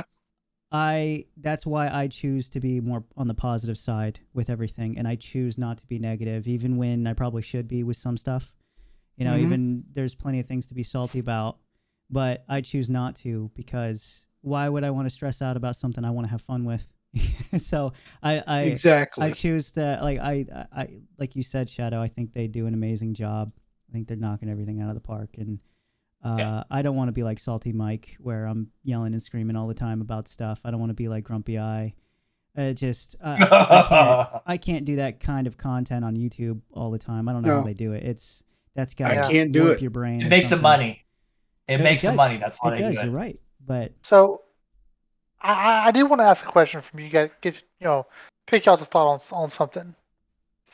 Generally speaking, and I don't want to get too deep into it, but generally speaking, as a sort of a feel for what you guys think of it, what is the one feature that could come from quantum that you're most looking forward to? Oh, the economy of scales and Yes. the actual fluctuation prices. Yes. That is my main thing. I don't have an answer. Because I'm excited for all of it. I would have well, to think about that more. I me, think it's because I Mike don't know and Mike exactly and what it's going to I. look like. I want to Yeah. wait but- until I see exactly kind of what it's going to look like before I come up with an answer for you on that one, because Yeah. I don't know But exactly. but Mike and I being traders, Yeah, I can okay, understand that. and I just being want to do haulers everything. and movers, that's what we look forward to the most. Yeah. Because my one thing is what I want to see is a progression system with moving things from being a hauler, Mm-hmm. where you get the low end jobs first, and as you complete those jobs, the progression builds, just like the reputation builds, just like everything else. That should have been implemented in the game too, and it hasn't. And that's Yeah. what that goes back to what my thing about quantum is. That I'm looking forward to essentially the background sim itself and the complexities that it will bring. Mm-hmm. And because of the way, because they showed an example of a player finding a quantum rock, a quantum cluster, like Mm-hmm. a future quantum cluster, and they Mm-hmm. showed the sim and how the quantum unit of the ships and the quantum mining ships would just flood the area and pull that stuff out. Uh, the like that example in and of itself follows with it logically. That's a pirate hotspot potentially for a little while. Mm-hmm. And Yes. Yeah. that's an opportunity for security forces to be called in. That's the security beacons being popping up out of nowhere because no one, like, you can have security forces saying, "Hey, I'm on patrol. I'm doing me and the security forces with me and my guys in my Corsair or in my whatever ship in my Hammerhead." And all of a sudden you get a lot of calls over here for some reason, and it doesn't matter to you why they're over there. It doesn't matter that you're operating because of a quant deposit discovery that was made by a player 3 hours earlier. It doesn't matter to you, right? That level of complexity, that if my org is communicating properly, if I was the one that discovered the data, when I would go to sell it, I would tell the guys, come over here, that's where the job's going to be, right? That level of complexity and interaction between the different industries, between the different professions, that's what I'm looking forward to the most. Right. But we've got to have the quantum simulation for it to work. Mhm. And that's the main thing. So I don't press the issue with the Tony Z thing. Never have. But okay, I'm just gonna say it. Salty Mike. He wants that quantum in there right away, and not trying to pick on him, not trying to I don't know if that's exactly what he wants. dump on him. He wants Well, things to work. He yeah, just well, he doesn't like but- he doesn't like their whole plan for doing all this stuff is, it's ass backwards, and he just doesn't like that. Yeah, well, there's a lot of people that don't like it that way, but it is what it is. And we go with the flow. You know? We Can't do I anything can't make about them it. do it. I can't make them do anything any faster, and neither can anybody else. Hmm.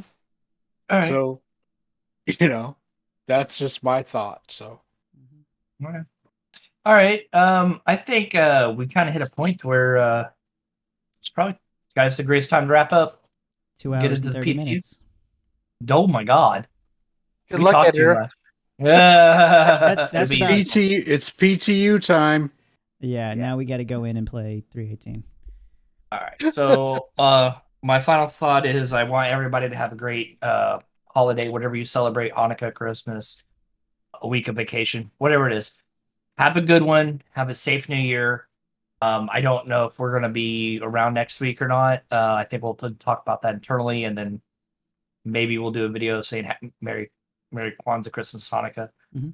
and all that stuff. So goodbye. Have a great night. Anybody else want to say anything? I'm going to I'm your all house good. for Christmas dressed in skimpy Santa outfit, delivering Nice. presents.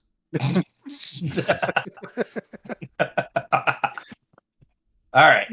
Everybody have a good one. Yep. Oh, Happy 07. holidays, everybody. 07. Have a good night, guys.